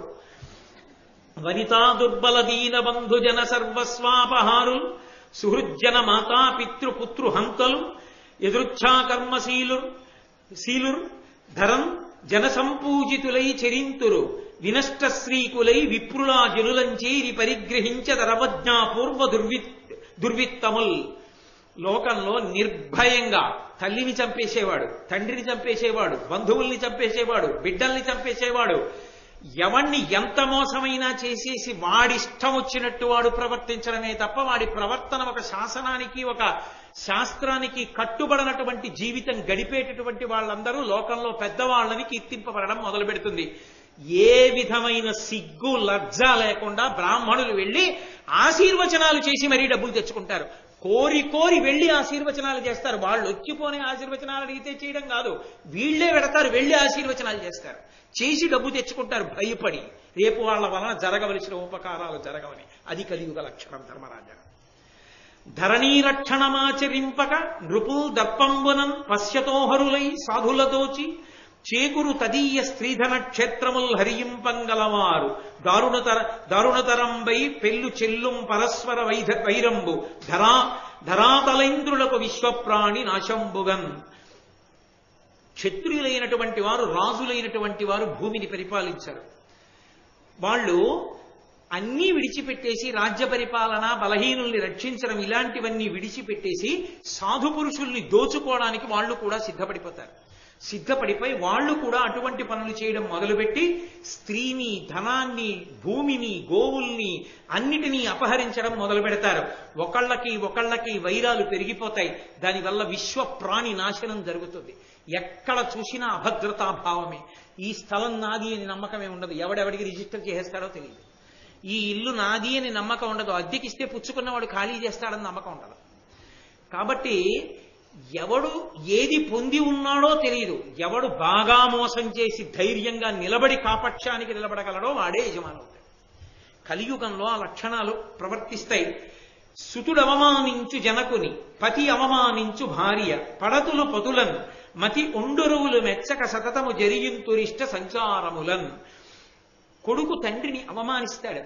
నాన్నగారికి ఏదైనా తెలియకపోతే, నాన్నగారండి ఆ విషయం నాకు తెలుసు నాన్నగారండి, నేను చేస్తాను, మీరేమీ కంగారు పడుకోండి, కష్టపడి పెంచారు కదా, నన్ను ప్రయోజకుణ్ణి చేశారు కదా, నేను చూస్తాను నాన్నగారండి అని ధైర్యం చెప్పడం. మీకేం తెలుసు, మీరు నోరు ముసుగు కూర్చోండి, కృష్ణారామ అనుకోకూడదేంటి, అన్నిటికీ తగుదనమ్మని ఇంకా సలహా చెప్తారు, మీ రోజులు అనుకుంటున్నారా అంటాడు. తండ్రిని కొడుకు అవమానిస్తాడు. పతినవమానించు భార్య నోరు విప్పితే భర్త పనికి మాలిన వాడని మాట్లాడుతుంటుంది తప్ప అసలు అలా అనకూడదు అన్న ఇంగిత జ్ఞానం భార్యకు ఉండదు. పడతులు పతులన్మతి ఒండరువుల మెచ్చక, స్త్రీ పురుషులు భార్యాభర్తలు మనసులో తన భార్య మీద విపరీతమైన ప్రేమతో తానుండడం, భార్య భర్త మీద ప్రేమతో ఉండడం ఉండదు. ఆవిడిష్టం ఆవిడిది, ఈయనిష్టం ఈయంది. అది ఎంతవరకునైనా కింద ప్రవర్తిస్తూ ఉంటారు. సతతము చెరియింతురిష్ట సంచారములను, ఎవరి ఇష్టాన్ని బట్టి వాళ్ళు సంచరిస్తారు. ఆవిడికి కావలసినట్టు ఆవిడుంది, నాకు కావలసినట్టు నేనున్నాను, అంతే రాజీ. తప్ప అలా ఉండకూడదని ఆవిడండు, మీరు ఇలా ఉన్నారే అని ఆవిడందు. కాబట్టి ఇద్దరు మాత్రం భార్యాభర్తలుగా లోకంలో ఉంటారు. వాళ్ళని ఆదర్శంగా మిగిలిన వాళ్ళు తీసుకుంటే కొంపలు పడిపోతాయి. కాబట్టి కలియుగం అలా ఉంటుంది. ఉరవగు నారిక పంటలు గొరియల పాడియును తరచుగును, తెరవలు చుట్టములయ్యెదరు ఎరచియు భుజింతు రద్ది ఎల్లజనంబుల్. ప్రతి వాడు కోరుకునేది ఏమిటి అంటే, మాంసాహారం ఎన్ని రకాలుగా ఉంటుందో ప్రతివాడికి తెలుస్తుంది. ఒకవేళ కోరి మాంసాహారమే తింటారు. ఒకవేళ మాంసాహారం తినకపోతే శాకాహారాన్ని మాంసాహారపు పేర్లతో పిలుచుకుని మాంసాహారంలా వండుకుని తింటారు. ఇంకెందుకు రావట్లా పేర్లు? తెలియవు మీకు? నేను అవన్నీ ఎందుకు సభలో చెప్పాలి? కాబట్టి అంత అనురక్తి కలుగుతుంది. చిట్ట చివరికి ఎంత హీనమైన స్థితికి పెడతారంటే, ఒకసారి ఆడపిల్ల మెళ్ళో మంగళసూత్రం కట్టిన తర్వాత ఇంటి యజమాని మామగారు ఏది ఏమైపోని ఆ ఆడపిల్ల మీద ఈగ వాలడానికి వీల్లేదు. మామగారు బ్రతికున్నంత కాలం కోడలకి శ్రీరామ రక్ష కింద ఉండాలి. పుట్టింట్లో పొందలేని భాగ్యాలన్నీ అత్తవారింట్లో పొందాలి ఆడపిల్ల. అంత సంతోషించాలి దానికి. మామగారు తాను ఆ కావలసినటువంటి ఆ స్వేచ్ఛ స్వాతంత్రాన్ని మామగారు తీసుకోవాలి. భర్త భార్య అంత అన్యోన్యంగా ఉండాలి. ఒకరి మనసులు ఒకరివై ఉండాలి. కానీ కలియుగంలో ఏమవుతుందంటే ధర్మరాజా, భార్య చెప్పడానికి నాకే కించిత్ సిగ్గుగా ఉంది, ఒక ప్రత్యేకమైనటువంటి భోగం కొరకు మాత్రమే ఆమె ఉపకరణం. ఆమెకి ఒక ప్రత్యేకమైన భోగము కొరకు ఆయన ఉపకరణం. ఇక మిగిలిన విషయాల్లో వాళ్ళ మనసులు కలవవు. ఆయన ఇష్టం అయింది, ఈవిడిష్టం అయింది. కాబట్టి వాళ్ళిద్దరూ ఒక ప్రత్యేక భోగాన్ని పొందుతారు. దాని ఫలితంగా కొంతమంది పిల్లలు ఉంటారు.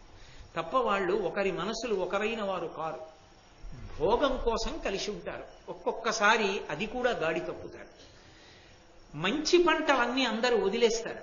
వదిలేసి చిత్ర విచిత్రంగా లాభాలు ఎక్కువ వస్తాయని పంట పండించి పంట లోకానికి తిండి గింజలు అందించవలసిన చోట తిండి గింజలు అందించడం మానేసి లాభాలు వస్తాయని కొత్త కొత్త చెరువులు కొత్త కొత్త వ్యాపారాలు మొదలు పెడతారు. పంట పండించడాన్ని ఇష్టపడరు.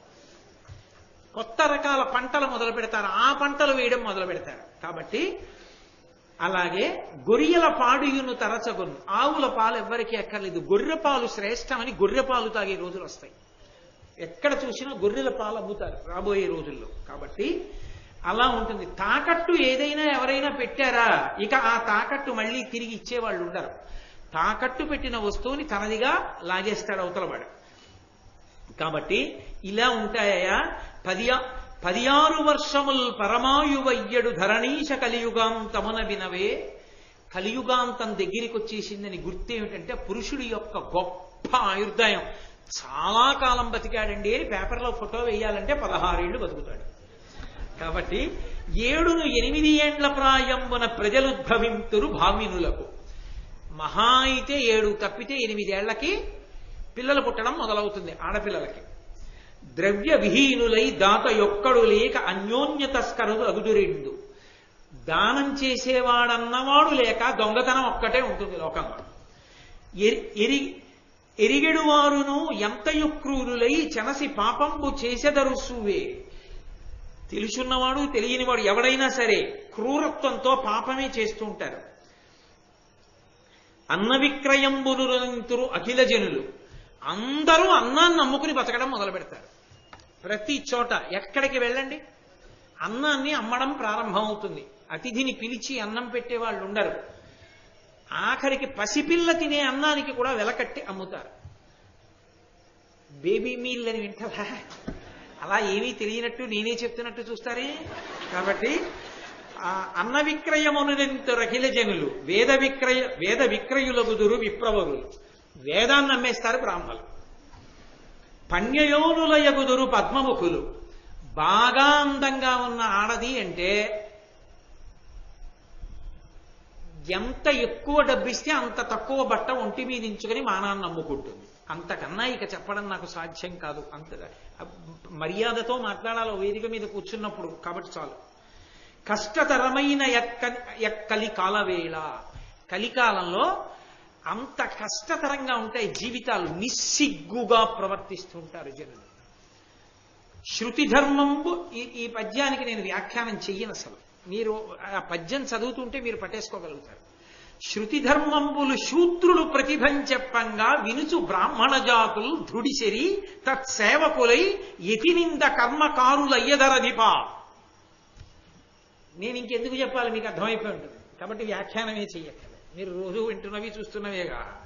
శృతి ధర్మంబులు శూద్రులు ప్రతిభం చెప్పంగా వినుచు బ్రాహ్మణ జాతులు ధృతి చెడి తత్సేవకులై యతి నిందిత కర్మకారులయ్యదరధిప.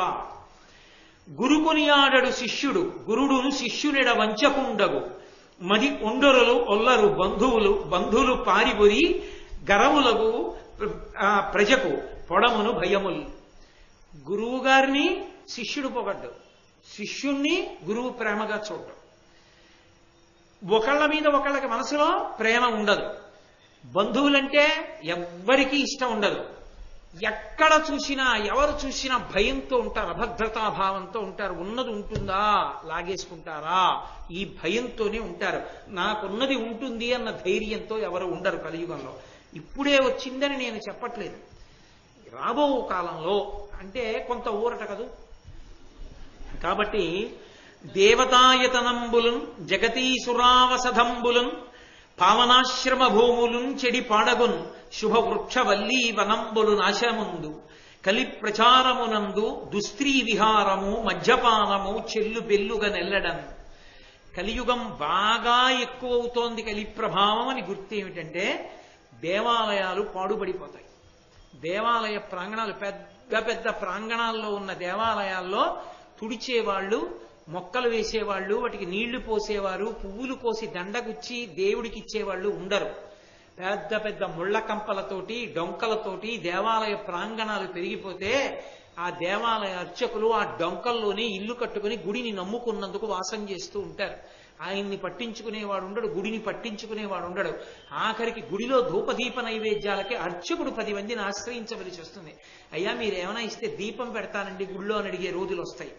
జగతీసురావసధంబులు, వేదం చదువుకున్నటువంటి బ్రాహ్మణులకు ఇచ్చినటువంటి అగ్రహారాలు కొల్లగొట్టబడతాయి, బలవంతంగా లాక్కోబడతాయి. పావనాశ్రమ భూములను చెడి పాడగున్, ఆశ్రమ ప్రాంగణాలన్నీ కూడా చెడిపోయి పాడైపోతాయి. ఇవాళ లేవు ఎన్ని చోట్ల ఎన్ని ఆశ్రమ ప్రాంగణాలు ఎంత అసహ్యకరంగా తయారైపోయాయో. శుభవృక్షవల్లీ వనంబులు నాశముందు, శుభప్రదమైనటువంటి ఫలితాలు ఇచ్చేటటువంటి చెట్లని తీగల్ని నిర్దాక్షిణ్యంగా నరికేస్తారు, ఆ చెట్లు ఉండవు. కలి ప్రచారమునందు దుస్త్రీ విహారము మద్యపానము చెల్లు బెల్లుగా నెల్లడం. ఎక్కడ చూసినా లోకంలో ఇద్దరి గురించే చెప్పబడుతూ ఉంటుంది. దుస్త్రీ విహారము, అందగత్తే అయిందా అంతే, ఆమె వ్యాపారానికి సిద్ధమైపోయింది అయిపోతుంది, అదే లోకంలో ఎప్పుడూ చర్చింపబడుతూ ఉంటుంది, అవే ఎక్కువగా కనపడుతుంటాయి. మద్యపానం, సందుకి 4 అవే ఉంటాయి. కాబట్టి మద్యపానం చెల్లు బెల్లుగా నెల్లడం, కలి ప్రభావం ఎక్కువైపోతోందని గుర్తు ఏమిటి అంటే అలాంటి లక్షణాలన్నీ వస్తాయి. ధర్మరాజా ధర్మం గురించి అడిగేవాడు, ధర్మ ప్రచారం చేసేవాడు, ధర్మాన్ని స్థాపిద్దామనేవాడు ఉండడు. లోకం అలా తయారైపోతుంది క్రమంగా. ఆ సమయంలో ఇక బాగా కలియుగం ప్రబలిపోయి పూర్తిగా అధర్మం వైపుకి వెళ్ళిపోయిన తర్వాత శంబళ అనేటటువంటి గ్రామంలో అప్పుడు విప్రుని యొక్క కులంలో విష్ణుయశుడు అన్న పేరుతో శ్రీ మహావిష్ణువు ఆవిర్భవిస్తారు. అది కల్కావతారం. కల్కావతారం రాలేదు, కల్కావతారం వస్తుంది. ఆ అవతారం ఎప్పుడు వస్తుంది అంటే పురుషుడి ఆయుర్దాయం 16 ఏళ్లే అయిపోతుంది. ఏ పురుషుడు 16 ఏళ్లకి మించి బతకడం. అది కలియుగాంతకు లక్షణాలు. అందుకని ఇప్పుడు బెంగ పెట్టుకోవలసింది ఏం లేదు. ఇప్పటికీ వేదాన్ని నమ్ముకున్న వాళ్ళు ఉన్నారు, దేవాలయాలున్నాయి, ప్రవచనాలున్నాయి, ఉత్సవాలున్నాయి, పూజలున్నాయి, చక్కగా సేవలు జరుగుతున్నాయి. ఎన్నో దేవాలయాలు అద్భుతంగా ఉన్నాయి. వెంకటాచలం లేదా, శ్రీశైలం లేదా, ఎన్ని దేవాలయాలు అద్భుతంగా నిర్వహింపబట్టలేదు. కాబట్టి ఇప్పుడు అన్నీ ఉన్నాయని బెంగ పెట్టుకోవలసిన అవసరం లేదు. కానీ ఒక పురాణం చెప్పేటప్పుడు అందులో ఉన్న విషయాలు చెప్పడం నా కర్తవ్యం, అందుకు చెప్పాను. కాబట్టి మీరు బెంగ పెట్టుకోక్కర్లేదు, ఇప్పుడే అన్నీ ఏవో వచ్చేసాయి అనుకోక్కర్లేదు. కొన్ని వచ్చాయన్నది రాదు, నేను దాచకూడదు. కాబట్టి ఆ విష్ణుయశుడు అన్న పేరుతో అప్పుడు వస్తాడు కల్కి అవతారం. ఆయన పుడుతూనే ఆయనకి సకల శాస్త్రములు వేదములు ఆయనకి భాషిస్తాయి. ఆయన ఈ జగత్తుకి సార్వభౌముడు అవుతాడు, అయి దుష్టులందరినీ నిర్మూలిస్తాడు. అప్పుడు కలియుగాంతమునందు కృతయుగం ప్రారంభమవుతుంది. ధర్మము 4 పాదముల మళ్ళీ నడుస్తుంది. కృతయుగం ప్రారంభం అవగానే కల్కి అవతారం అశ్వమేధయాగాన్ని చేస్తుంది. అక్కడతో కృతయుగం ప్రారంభం.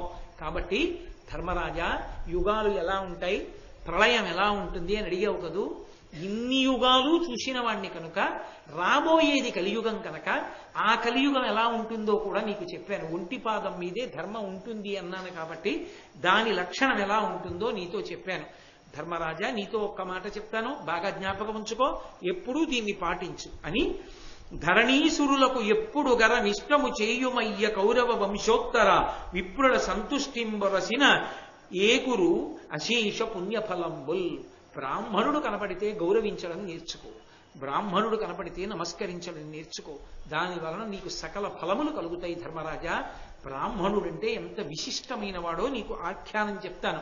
ఒకప్పుడు అయోధ్య నగరాన్ని పరీక్షిత్ అనబడేటటువంటి ఒక రాజు పరిపాలిస్తూ ఉండేవాడు. పాండవ వంశంలో పరీక్షిత్ కాదు, ఆయన చిట్ట చివరి వస్తాడు, ఇంకొక పరీక్షిత్. ఆయన పరిపాలించేటటువంటి రోజుల్లో ఆయనకి వేట అంటే చాలా తమకం. వేటకెళ్ళాడు. అక్కడ ఒక స్త్రీ నిలబడి ఉంది, ఆమె జవరాలు. ఆమెని అపేక్షించాడు. ఆమె అంది, నన్ను వివాహం చేసుకుంటానంటే నేను నీతో పాటుగా ఉంటానని. చాలా సంతోషమే కదా, మంచి మాట ఎందుగా. వివాహం చేసుకున్నాడు. ఆమె షరతు పెట్టింది, ఎప్పుడైనా నాతో జలక్రీడలాడాలని ప్రయత్నిస్తే అంతర్ధానం అయిపోతాను. వాడు మూర్ఖుడు ఆ రాజు, కాబట్టి అంగీకరించాడు. నీతో జలక్రీడలు ఆడనన్నాడు. అబ్బో, ఆ ఉద్యానవనంలో ఎన్నో అంతఃపురాలు కట్టాడు, చంద్రకాంత శిలలతో వేదికలు నిర్మించాడు, ఎన్నో తోటలు కట్టించాడు, పూల మొక్కలు వేశాడు. ఆ భార్యతో కలిసి వాటిలో సంతోషంగా తిరుగుతున్నాడు. ఆమె పేరు సుశోభన, మంచి పేరు పెట్టుకుంది ఆవిడ, సుశోభన. ఆమెతో కలిసి విహారం చేస్తున్నాడు. అలా చేస్తుండగా ఒకనాడు మంచి వేసవికాలం, తాపంగా ఉంది. మంచి సరోవరం కనబడింది, గండు తుమ్మెదలతో ఉన్నటువంటి తామర పూలతో నిండి ఉంది ఆ సరోవరం. ఇందులో దూకి స్నానం చేస్తాను, చల్లగా ఉంటుంది అన్నాడు. దూకంది. దూకాడు. స్నానం చేసి ఎంత బాగుందో, నువ్వు దూకన్నాడు. మర్చిపోయాడు, జలక్రీడలు ఆడమంటే అంతర్ధానం అవుతుంది ఆవిడ. అంటే ఆవిడంది, నేను దూకను. కాదు, ఎంత చల్లగా ఉందో దూకని బలవంతం పెట్టాడు. దూకి అంతర్ధానం అయిపోయింది.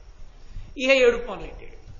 ఇందులోనే దూకి అంతర్ధానం అయిపోయింది, ఎక్కడో ఉంటుంది, ఈ నీళ్ళన్నీ బయట పోసేస్తానని ఇక నీళ్ళన్నీ బయటికి తోడించేశాడు. తోడించేసి అడుగును చూశాడు, ఏమున్నాయని. కప్పలు ఉన్నాయి. వెర్రి ఎక్కువైపోతే అలా ఉంటుంది. ఆయన అన్నాడు, ఈ కప్పలే తినేసాయి మా ఆవిడ్ని. మరి చెరువులో కప్పలు ఉన్నాయి, మా ఆవిడ లేదంటే కప్పలే కదా తినేసాయి. కాబట్టి లోకంలో కప్ప అన్నది ఉండడానికి వీల్లేదు, రాజుని శాసిస్తున్నాడు, కనబడిన కప్పనల్లా చంపేయండి అన్నాడు. ఆయనకి తగ్గ సైనికులు వాళ్ళు కప్పలు కనబడితే పొడి చేయడం మొదలెట్టారు. కప్పల రాజు ఒకడు ఉన్నాడు, ఆయన తపస్వి. అది విచిత్రం. ఆ ఉపాధిలో కారణజన్ముడిగా ఉండిపోయాడు ఆయన. అందుకని ఆయన కామరూపి, ఆయన రూపు మార్చుకోగలడు. ఆయన మహర్షి వేషం ధరించి రాజు దగ్గరికి వచ్చాడు. నువ్వు చేసే పనికి నీకు సిగ్గేయట్లేదా, లోకం నవ్వదా? కప్పలు ఎక్కడైనా మనిషిని తినేస్తాయా? సరోవరంలో మీ ఆవిడ్ని దూకమన్నావా, దూకిందా? కప్పలు కనబడ్డాయా, నీళ్లు తోడేశావా? నీ కప్పలు తినేశాయని లోకంలో కప్పల్ని చంపేమన్నావా? బుద్ధుందా నీకు? ఎవరో తెలుసా నీ భార్య అన్నాడు. ఎవరు చెప్పన్నాడు. కప్పలు మాయ పురుగులు, అవే తిన్నాయి. మూర్ఖుడు చెప్పిన మాట వినడం కాదు. ఆ అమ్మాయి ఎవరో నాకు తెలుసు, చెప్పమంటావా అన్నాడు. చెప్పన్నాడు. నా కూతురు అన్నాడు. పిడుగుబడింది రాజుకి. నీ కూతురైతే ఏది పిల్లన్నాడు. పిలిచాడు. సుశోభన అన్నాడు. తిరిగి వచ్చింది. ఆయన అన్నాడు, దీనికి ఇది అలవాటు, ఇది పురుషుల్ని మోసం చేస్తూ ఉంటుంది. ఇదే మాట చెప్పి ఎందరో రాజులతో క్రీడించింది. మాయం అయిపోతుంటుంది, ఇంకో రాజు దగ్గరికి పోతుంటుంది. ఇదో అలవాటు దానికి. కాబట్టి నువ్వు రాజుల్ని మోసగించడం వల్ల ఇవాళ కప్పల జాతికి ఇబ్బంది వచ్చింది. కాబట్టి నీకు మోసగాండ్రైన కొడుకులే జన్మించుగాక అని శాపం ఇచ్చి వెళ్ళిపోయాడు. దీనికోసమేగా ఏడిచావు, కట్టుకోవాలి. ఇప్పుడు ఆవిడికి ఏదో బుద్ధి వచ్చింది, ఆ రాజుతో ఉండడం మొదలుపెట్టింది పరీక్షిత్తోటి. కొన్నాళ్ళు అయిపోయింది. అయిపోయిన తర్వాత 4 కొడుకులు పుట్టారు. శలుడు, నలుడు, వలుడు అని 3 కొడుకులు పుట్టారు.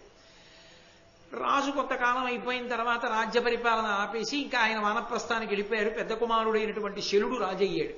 ఈయన వేటకు బయలుదేరాడు. బయలుదేరి ఒక మృగాన్ని బాణం వేసి కొట్టాడు. ఆ బాణం తగిలిన మృగం ఎటో పారిపోయింది. ఆయన రథసారథిని నిందించాడు. ఆ మృగం వెళ్ళినంత వేగంగా రథం ఎందుకు వెళ్ళలేదు, తోలు తోలు అన్నాడు. ఆయన అన్నాడు, తోలంటే పరిగెత్తడానికి రథాలకి మృగంతో పరిగెత్తే శక్తి సరిపోదు, వామ్యజాతి అశ్వాలైతే అలా పరిగెడతాయన్నాడు. అవి ఎక్కడుంటాయన్నాడు. ఆ అశ్వాలు దొరకాలి అంటే ఇక్కడే ఉన్నారు వామదేవుడు అన్న మహర్షి, ఆశ్రమంలో తపస్సు చేసుకుంటున్నాడు, ఆయన దగ్గర ఉన్నాయి ఆ గుర్రాలు. అయితే ఆశ్రమానికి పోని అన్నాడు. అక్కడికి వెళ్ళి, నేను కొట్టిన మృగం ఒకటి తప్పుకుంది, నీ గుర్రాలు నాకి రథానికి పూంచుకుని ఆ మృగాన్ని తెచ్చుకుని నీ గుర్రాలు ఇచ్చేస్తానన్నాడు. పట్టుకెళ్ళన్నాడు మహర్షి. ఆ గుర్రాలు పూంచుకుని రథం ఎక్కాడు. అది వెంటనే బాణపు దెబ్బ తగిలినటువంటి మృగం దగ్గరికి పరిగెత్తేది. వాటికి ఆ శక్తి ఉంది, అంత వేగంగా వెడతాయి. ఆ మృగాన్ని పట్టుకున్నాడు, తెచ్చుకున్నాడు. అంతఃపురానికి పోయాడు గుర్రాలు ఇచ్చేయడం మానేసి. వెళ్ళిపోతే కొన్నాళ్ళు అయిపోయింది. ఆత్రేయుడు అని ఒక శిష్యుణ్ణి పిలిచాడు. ఆత్రేయ గోత్రంలో పుట్టినవాడు. ఆ శిష్యుణ్ణి పిలిచి ఆయన అన్నాడు, వామదేవ మహర్షి, ఒరే గుర్రాలు తీసుకొచ్చి ఇస్తానన్నాడు, ఇవ్వలేదురా రాజు, వెళ్ళి అడిగిరా, ఓసారి జ్ఞాపకం చెయ్యి అన్నాడు. ఈయన వెళ్ళాడు రాజు దగ్గరికి. వెళ్ళి, ఓ శలమహారాజా, మా గురువు గారి దగ్గర గుర్రాలు తెచ్చుకున్నావు, ఆ గుర్రాలు తిరిగి ఇచ్చేయన్నాడు. గుర్రాలా ఇంకేమైనా? రాజుకు కావలసినవి రాజు పుచ్చేసుకుంటాడు, మళ్ళీ ఇవ్వడం ఏంటి? ఇవ్వనన్నానని చెప్పు మీ గురువు గారికి అన్నాడు. వామదేవ మహర్షి బయలుదేరి వచ్చారు. తప్పు కదా, నా గుర్రాల్ని మృగం తెచ్చుకోవడానికి అడిగావు, ఇచ్చాడు, నా గుర్రాలు నాకు ఇచ్చేసేయి అన్నారు. అంటే ఇవ్వను, ఇంకొకసారి అడిగితే అసలు ఒప్పుకోను, కావాలంటే నీకు 2 కంచల గాడిదలు ఇస్తాను, బరువులు మోస్తాయి, కాదంటావా 2 ఎద్దులు ఇస్తాను, నీకెందుకు గుర్రాలు, బ్రాహ్మణుడివి, ఇవ్వనన్నాడు. నాకెందుకు మాట అలా ఉంచవి, నా గుర్రాలు నువ్వు పుచ్చుకున్నావు, తిరిగి ఇస్తానన్నా ఇచ్చే అంతే, నాకెందుకు గుర్రాలు, నీకెందుకు, నా గుర్రాలు నాకు ఇయ్యి అన్నాడు. ఇవ్వనన్నాడు. ఇవ్వనని శూలంతో పొడి చేస్తాను ఈ వచ్చినటువంటి బ్రాహ్మణుణ్ణి అన్నాడు. అలా అన్నందుకు మహానుభావుడైనటువంటి ఆ వామదేవ మహర్షి ఒక్కసారి కోపంతో ముఖాన్ని జేవురించి చూశారు. అంతే. ఆయన చూపుల వలన భయంకరమైన కృత్య ఉద్భవించి శూలంతో పొడిచి రాజుని చంపేసింది. ఆ శలుడు మరణించిన తరువాత ఆ 2వ వాడైనటువంటి నలుడు రాజయ్యాడు. ఆయన రాజైనటువంటి రోజులలో ఈ గుర్రాలు అక్కడే ఉన్నాయి. మళ్ళీ వచ్చాడు వామదేవ మహర్షి, మీ అన్న ఇవ్వలేదు, నువ్వైనా ఇచ్చేసేయ గుర్రాలన్నాడు. నేను ఇవ్వను, ఇంకొకసారి గుర్రాలు కానీ అడిగావా, నా ధనస్సు బాణాలు పట్టరండ్రా, ఈ బ్రాహ్మణుడిని ఇక్కడే చంపేస్తానన్నాడు. అనగానే ఆయన అన్నాడు, నన్ను చంపడం కాదు, నీకు ఏడిచే రోజు వచ్చింది, లోపలి నీ కొడుకు బాణపు దెబ్బకి చచ్చిపోయాడు చూసుకో అన్నాడు. అనేటప్పటికీ ఆ అంతఃపురంలో ఉన్నటువంటి పరిచారికలు ఆ రాజకుమారుడి యొక్క శవాన్ని తీసుకొచ్చారు. మహారాజా ఆశ్చర్యం, ఎక్కడి నుంచో బాణం వచ్చి పిల్లాడికి తగిలింది, ఆడుకుంటుంటే ప్రాణం వదిలేశాడన్నారు. ఆయనకి కోపం వచ్చింది, నా కొడుకుని నువ్వే చంపావని, చంపేస్తానని ధనస్సుకి బాణం ఎక్కుపెట్టాడు రాజు. బ్రాహ్మణుడి మీదకి విడిచిపెడతాను వామదేవుడి మీదకి హుంకారం చేశాడు వామదేవుడు. ఆ చెయ్యి అలాగే స్తంభించిపోయింది. అప్పుడు నలుడు అన్నాడు, ఆడితి పెక్కుమాటలు అవియల్లను వమ్మయిపోయి అస్త్ర సంతాడన శక్తికి ఇప్పడియే తజ్జము బ్రాహ్మణ శక్తి ఎక్కుడు నేనోడితి వామదేవునకు. ఓ జనసంఘములారా, సజ్జనామ్రేడిత కీర్తియం ముని అమిత్ర నిషూదను ఆశ్రయించదన్. నేను ఓడిపోయాను ఈ వామదేవ మహర్షి దగ్గర, ఎన్నో మాటలు, అనవసరపు మాటలన్నీ మాట్లాడాను. నా యొక్క బాణాలు ఇంకా వెయ్యక ముందే ఆయన నా భుజాన్ని స్తంభింపజేశాడు. నా కొడుకు ఆయన మాటకే చచ్చిపోయాడు బాణం తగిలి. ఇప్పుడు నాకు అర్థమైంది బ్రాహ్మణ తేజస్వి ఉంటూ. నేను ఆయన కాళ్ల మీద పడి క్షమార్పణ చెప్పి ఆయన గుర్రాలు ఇచ్చేస్తానన్నాడు. చెయ్యి కదిలింది. వెంటనే వామదేవ మహర్షికి సాష్టాంగం చేసి క్షమార్పణ అడిగి ఆయన అశ్వములను ఆయనకి ఇచ్చేశాడు. ఇచ్చేయగానే మహాతృప్తి పొందినవాడై వామదేవుడు మళ్ళీ ఆయన కొడుకుని బతికించాడు. కాబట్టి బ్రాహ్మణులకు నమస్కారం చెయ్యని నేను ఎందుకన్నానో తెలుసా ధర్మరాజా? సత్పురుషులు ఉంటారు, వారికి నమస్కారం చేయడం వల్ల వాళ్ళ అనుగ్రహాన్ని పొందుతావు. పొందితే బ్రాహ్మణాశీర్వచనమే అభ్యున్నతి హేతువు కనుక వాళ్ళకి నమస్కరించడం నేర్చుకో, దానివలన అభ్యున్నతిని పొందుతావు. నేను ఎన్నో ప్రళయాలు, ఎన్నో యుగాలు చూసిన వాణ్ణి, ఎన్నో విన్నవాణ్ణి. కాబట్టి నాకు తెలుసున్న ప్రధానమైనటువంటి సారాన్నంతటినీ నీకు ఇవాళ అప్పజెప్పానని చెప్తూ మార్కండేయ మహర్షి ఆ ధర్మరాజు గారికి ప్రబోధం చేసినటువంటి ఘట్టంలో కొంత భాగాన్ని ఇవాళ పూర్తి చేశాను. రేపు ధర్మరాజు గారు మరికొన్ని అద్భుతమైనటువంటి ప్రశ్నలు అడుగుతారు. అబ్బో అసలు ధర్మరాజు గారు అడిగినందుకు చెప్పాలి. కృష్ణ పరమాత్మ చెప్పారు ఇవి చెప్పమని. కృష్ణ పరమాత్మ చెప్పమన్న వాటిలో మార్కండేయ మహర్షి కొన్ని చెప్పారు. అసలైనది ఒకటి ఉంది ఆయన చెప్పమన్న వాటిల్లో. పతివ్రత కథ ఏమిటో, పాతివ్రత్యానికి ఉన్న గొప్పతనం ఏమిటో చెప్పు మార్కండేయ అన్నారు. అసలు ఆ కథా ప్రారంభం చేస్తారు మార్కండేయ మహర్షి. మహాద్భుతం. పుణ్యం అంటే ఏమిటి, కీర్తి అంటే ఏమిటి, కీర్తి వలన ఏమొస్తుంది, సత్కీర్తి వలన, ఈ విషయాలన్నీ రేపు దృష్టాంతాలతో నిరూపణం చేస్తారు. కాబట్టి రేపు సాయంకాలం 6:30 మళ్ళీ కలుసుకుని ప్రారంభం చేద్దాం. ప్రారంభం చేసి కృష్ణ పరమాత్మ పలికించినంత మేర పలుకుతారు. వాళ్ళకి తెలియక పిల్లలతో ఎవరైనా వస్తే వాళ్ళని నేను కఠినంగా మాట్లాడడం, వాళ్ళు ఇబ్బంది పడడం మర్యాద కాదు. కాబట్టి రేపటి నుంచి కనీసంలో నేను చెప్తాను పేర్లు. ఆ పేర్లు చెప్పినటువంటి వాళ్ళు కార్యకర్తలుగా ఉండి కాస్త 4 దిక్కులా ఉండి కొంచెం ముందుకు వెళ్ళమనండి. వాళ్ళు తెలియక వెనక్కి కూర్చుంటున్నారు. ముందు కూర్చున్న వాళ్ళు, వెనక కూర్చున్న వాళ్ళు చూడండి ఎంత ఇబ్బంది పడి కూర్చుంటున్నారు.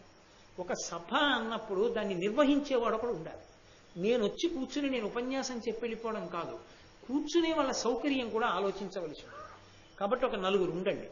ఉండి కొంచెం ముందుకి స్తంభం దగ్గర నుంచి కూర్చోబెట్టండి. కాస్త వెనక వచ్చిన వాళ్ళు కూడా పాపం ముందు కూర్చోవాలంటే కూర్చోగలుగుతారు. అది తెలియక చోటు ఉందనుకుని వాళ్ళు వస్తున్నారు. వాళ్ళు పిల్లలతో రావడంలో ఆ పిల్లలు ఏడుస్తారు. ఏడిస్తే మిగిలిన వాళ్ళకి ఇబ్బంది కలుగుతుంది. పిల్లలు అన్న తర్వాత ఏడవకుండా ఉంటారా? నా పిల్లలైనా ఏడుస్తారు. కాబట్టి ఇబ్బంది కలగకుండా ఉండడానికి నేను ఒక 4 పేర్లు చెప్తాను. రేపటి నుంచి బ్యాడ్జెస్ పెట్టుకుని ఆ 4 సభని సక్రమంగా అందరూ కూర్చునేటట్టుగా ఏర్పాటు చేయండి. ఒకసారి ప్రారంభం అయిన తర్వాత సభని అదిలించద్దు. కూర్చున్న వాళ్ళని కూర్చోనండి, వెనక్కి వచ్చిన వాళ్ళని వెనక్కి కూర్చోబెట్టండి. రేపటి నుంచి ఆ కార్యక్రమం నిర్వహించడానికి ఇక్కడ సూర్యనారాయణ గారు కూర్చుని ఉండాలి. ఆ సూర్యనారాయణ గారు మీరు ఒకరు చేయండి. సూర్యారావు గారు మీరు వస్తారా? వస్తుంటారు. మీకు బ్యాంక్ లేట్ అవుతుందా? మీరు ఒకరు చెయ్యండి. 2. ఆ తర్వాత 3 రాజుగారు మీరు ఒకరు చెయ్యండి. రాజుగారు మీరు ఒకరు చెయ్యండి. 4 ఇక్కడ నాకు పేర్లు తెలుసున్న వాళ్ళు ఎవరో కొద్ది మంది ఉంటారు. అనురక్తి ఉండి చక్కగా చేస్తామన్న వాళ్ళు ఎవరైనా, ముందున్న వాళ్ళు ఎవరైనా రోజు వస్తున్న వాళ్ళు ఉంటే చెయ్యొద్దండి, వాళ్ళు కూడా చెయ్యొచ్చు. లేకపోతే నేనే చెప్తాను 4వ పేరు, వాళ్ళు చేతురు. కానీ ఆడవాళ్ళ వైపు నుంచి ఒకళ్ళు ఉండాలి. కాబట్టి హైమవతమ్మ గారు మీరు ఉండండి. ఉండి చక్కగా వాళ్ళని మర్యాదగా కూర్చోపెట్టండి. మనం మర్యాదగా చెప్పచ్చు, ఎవరితో కఠినంగా మాట్లాడాలి. తెలిసిందా?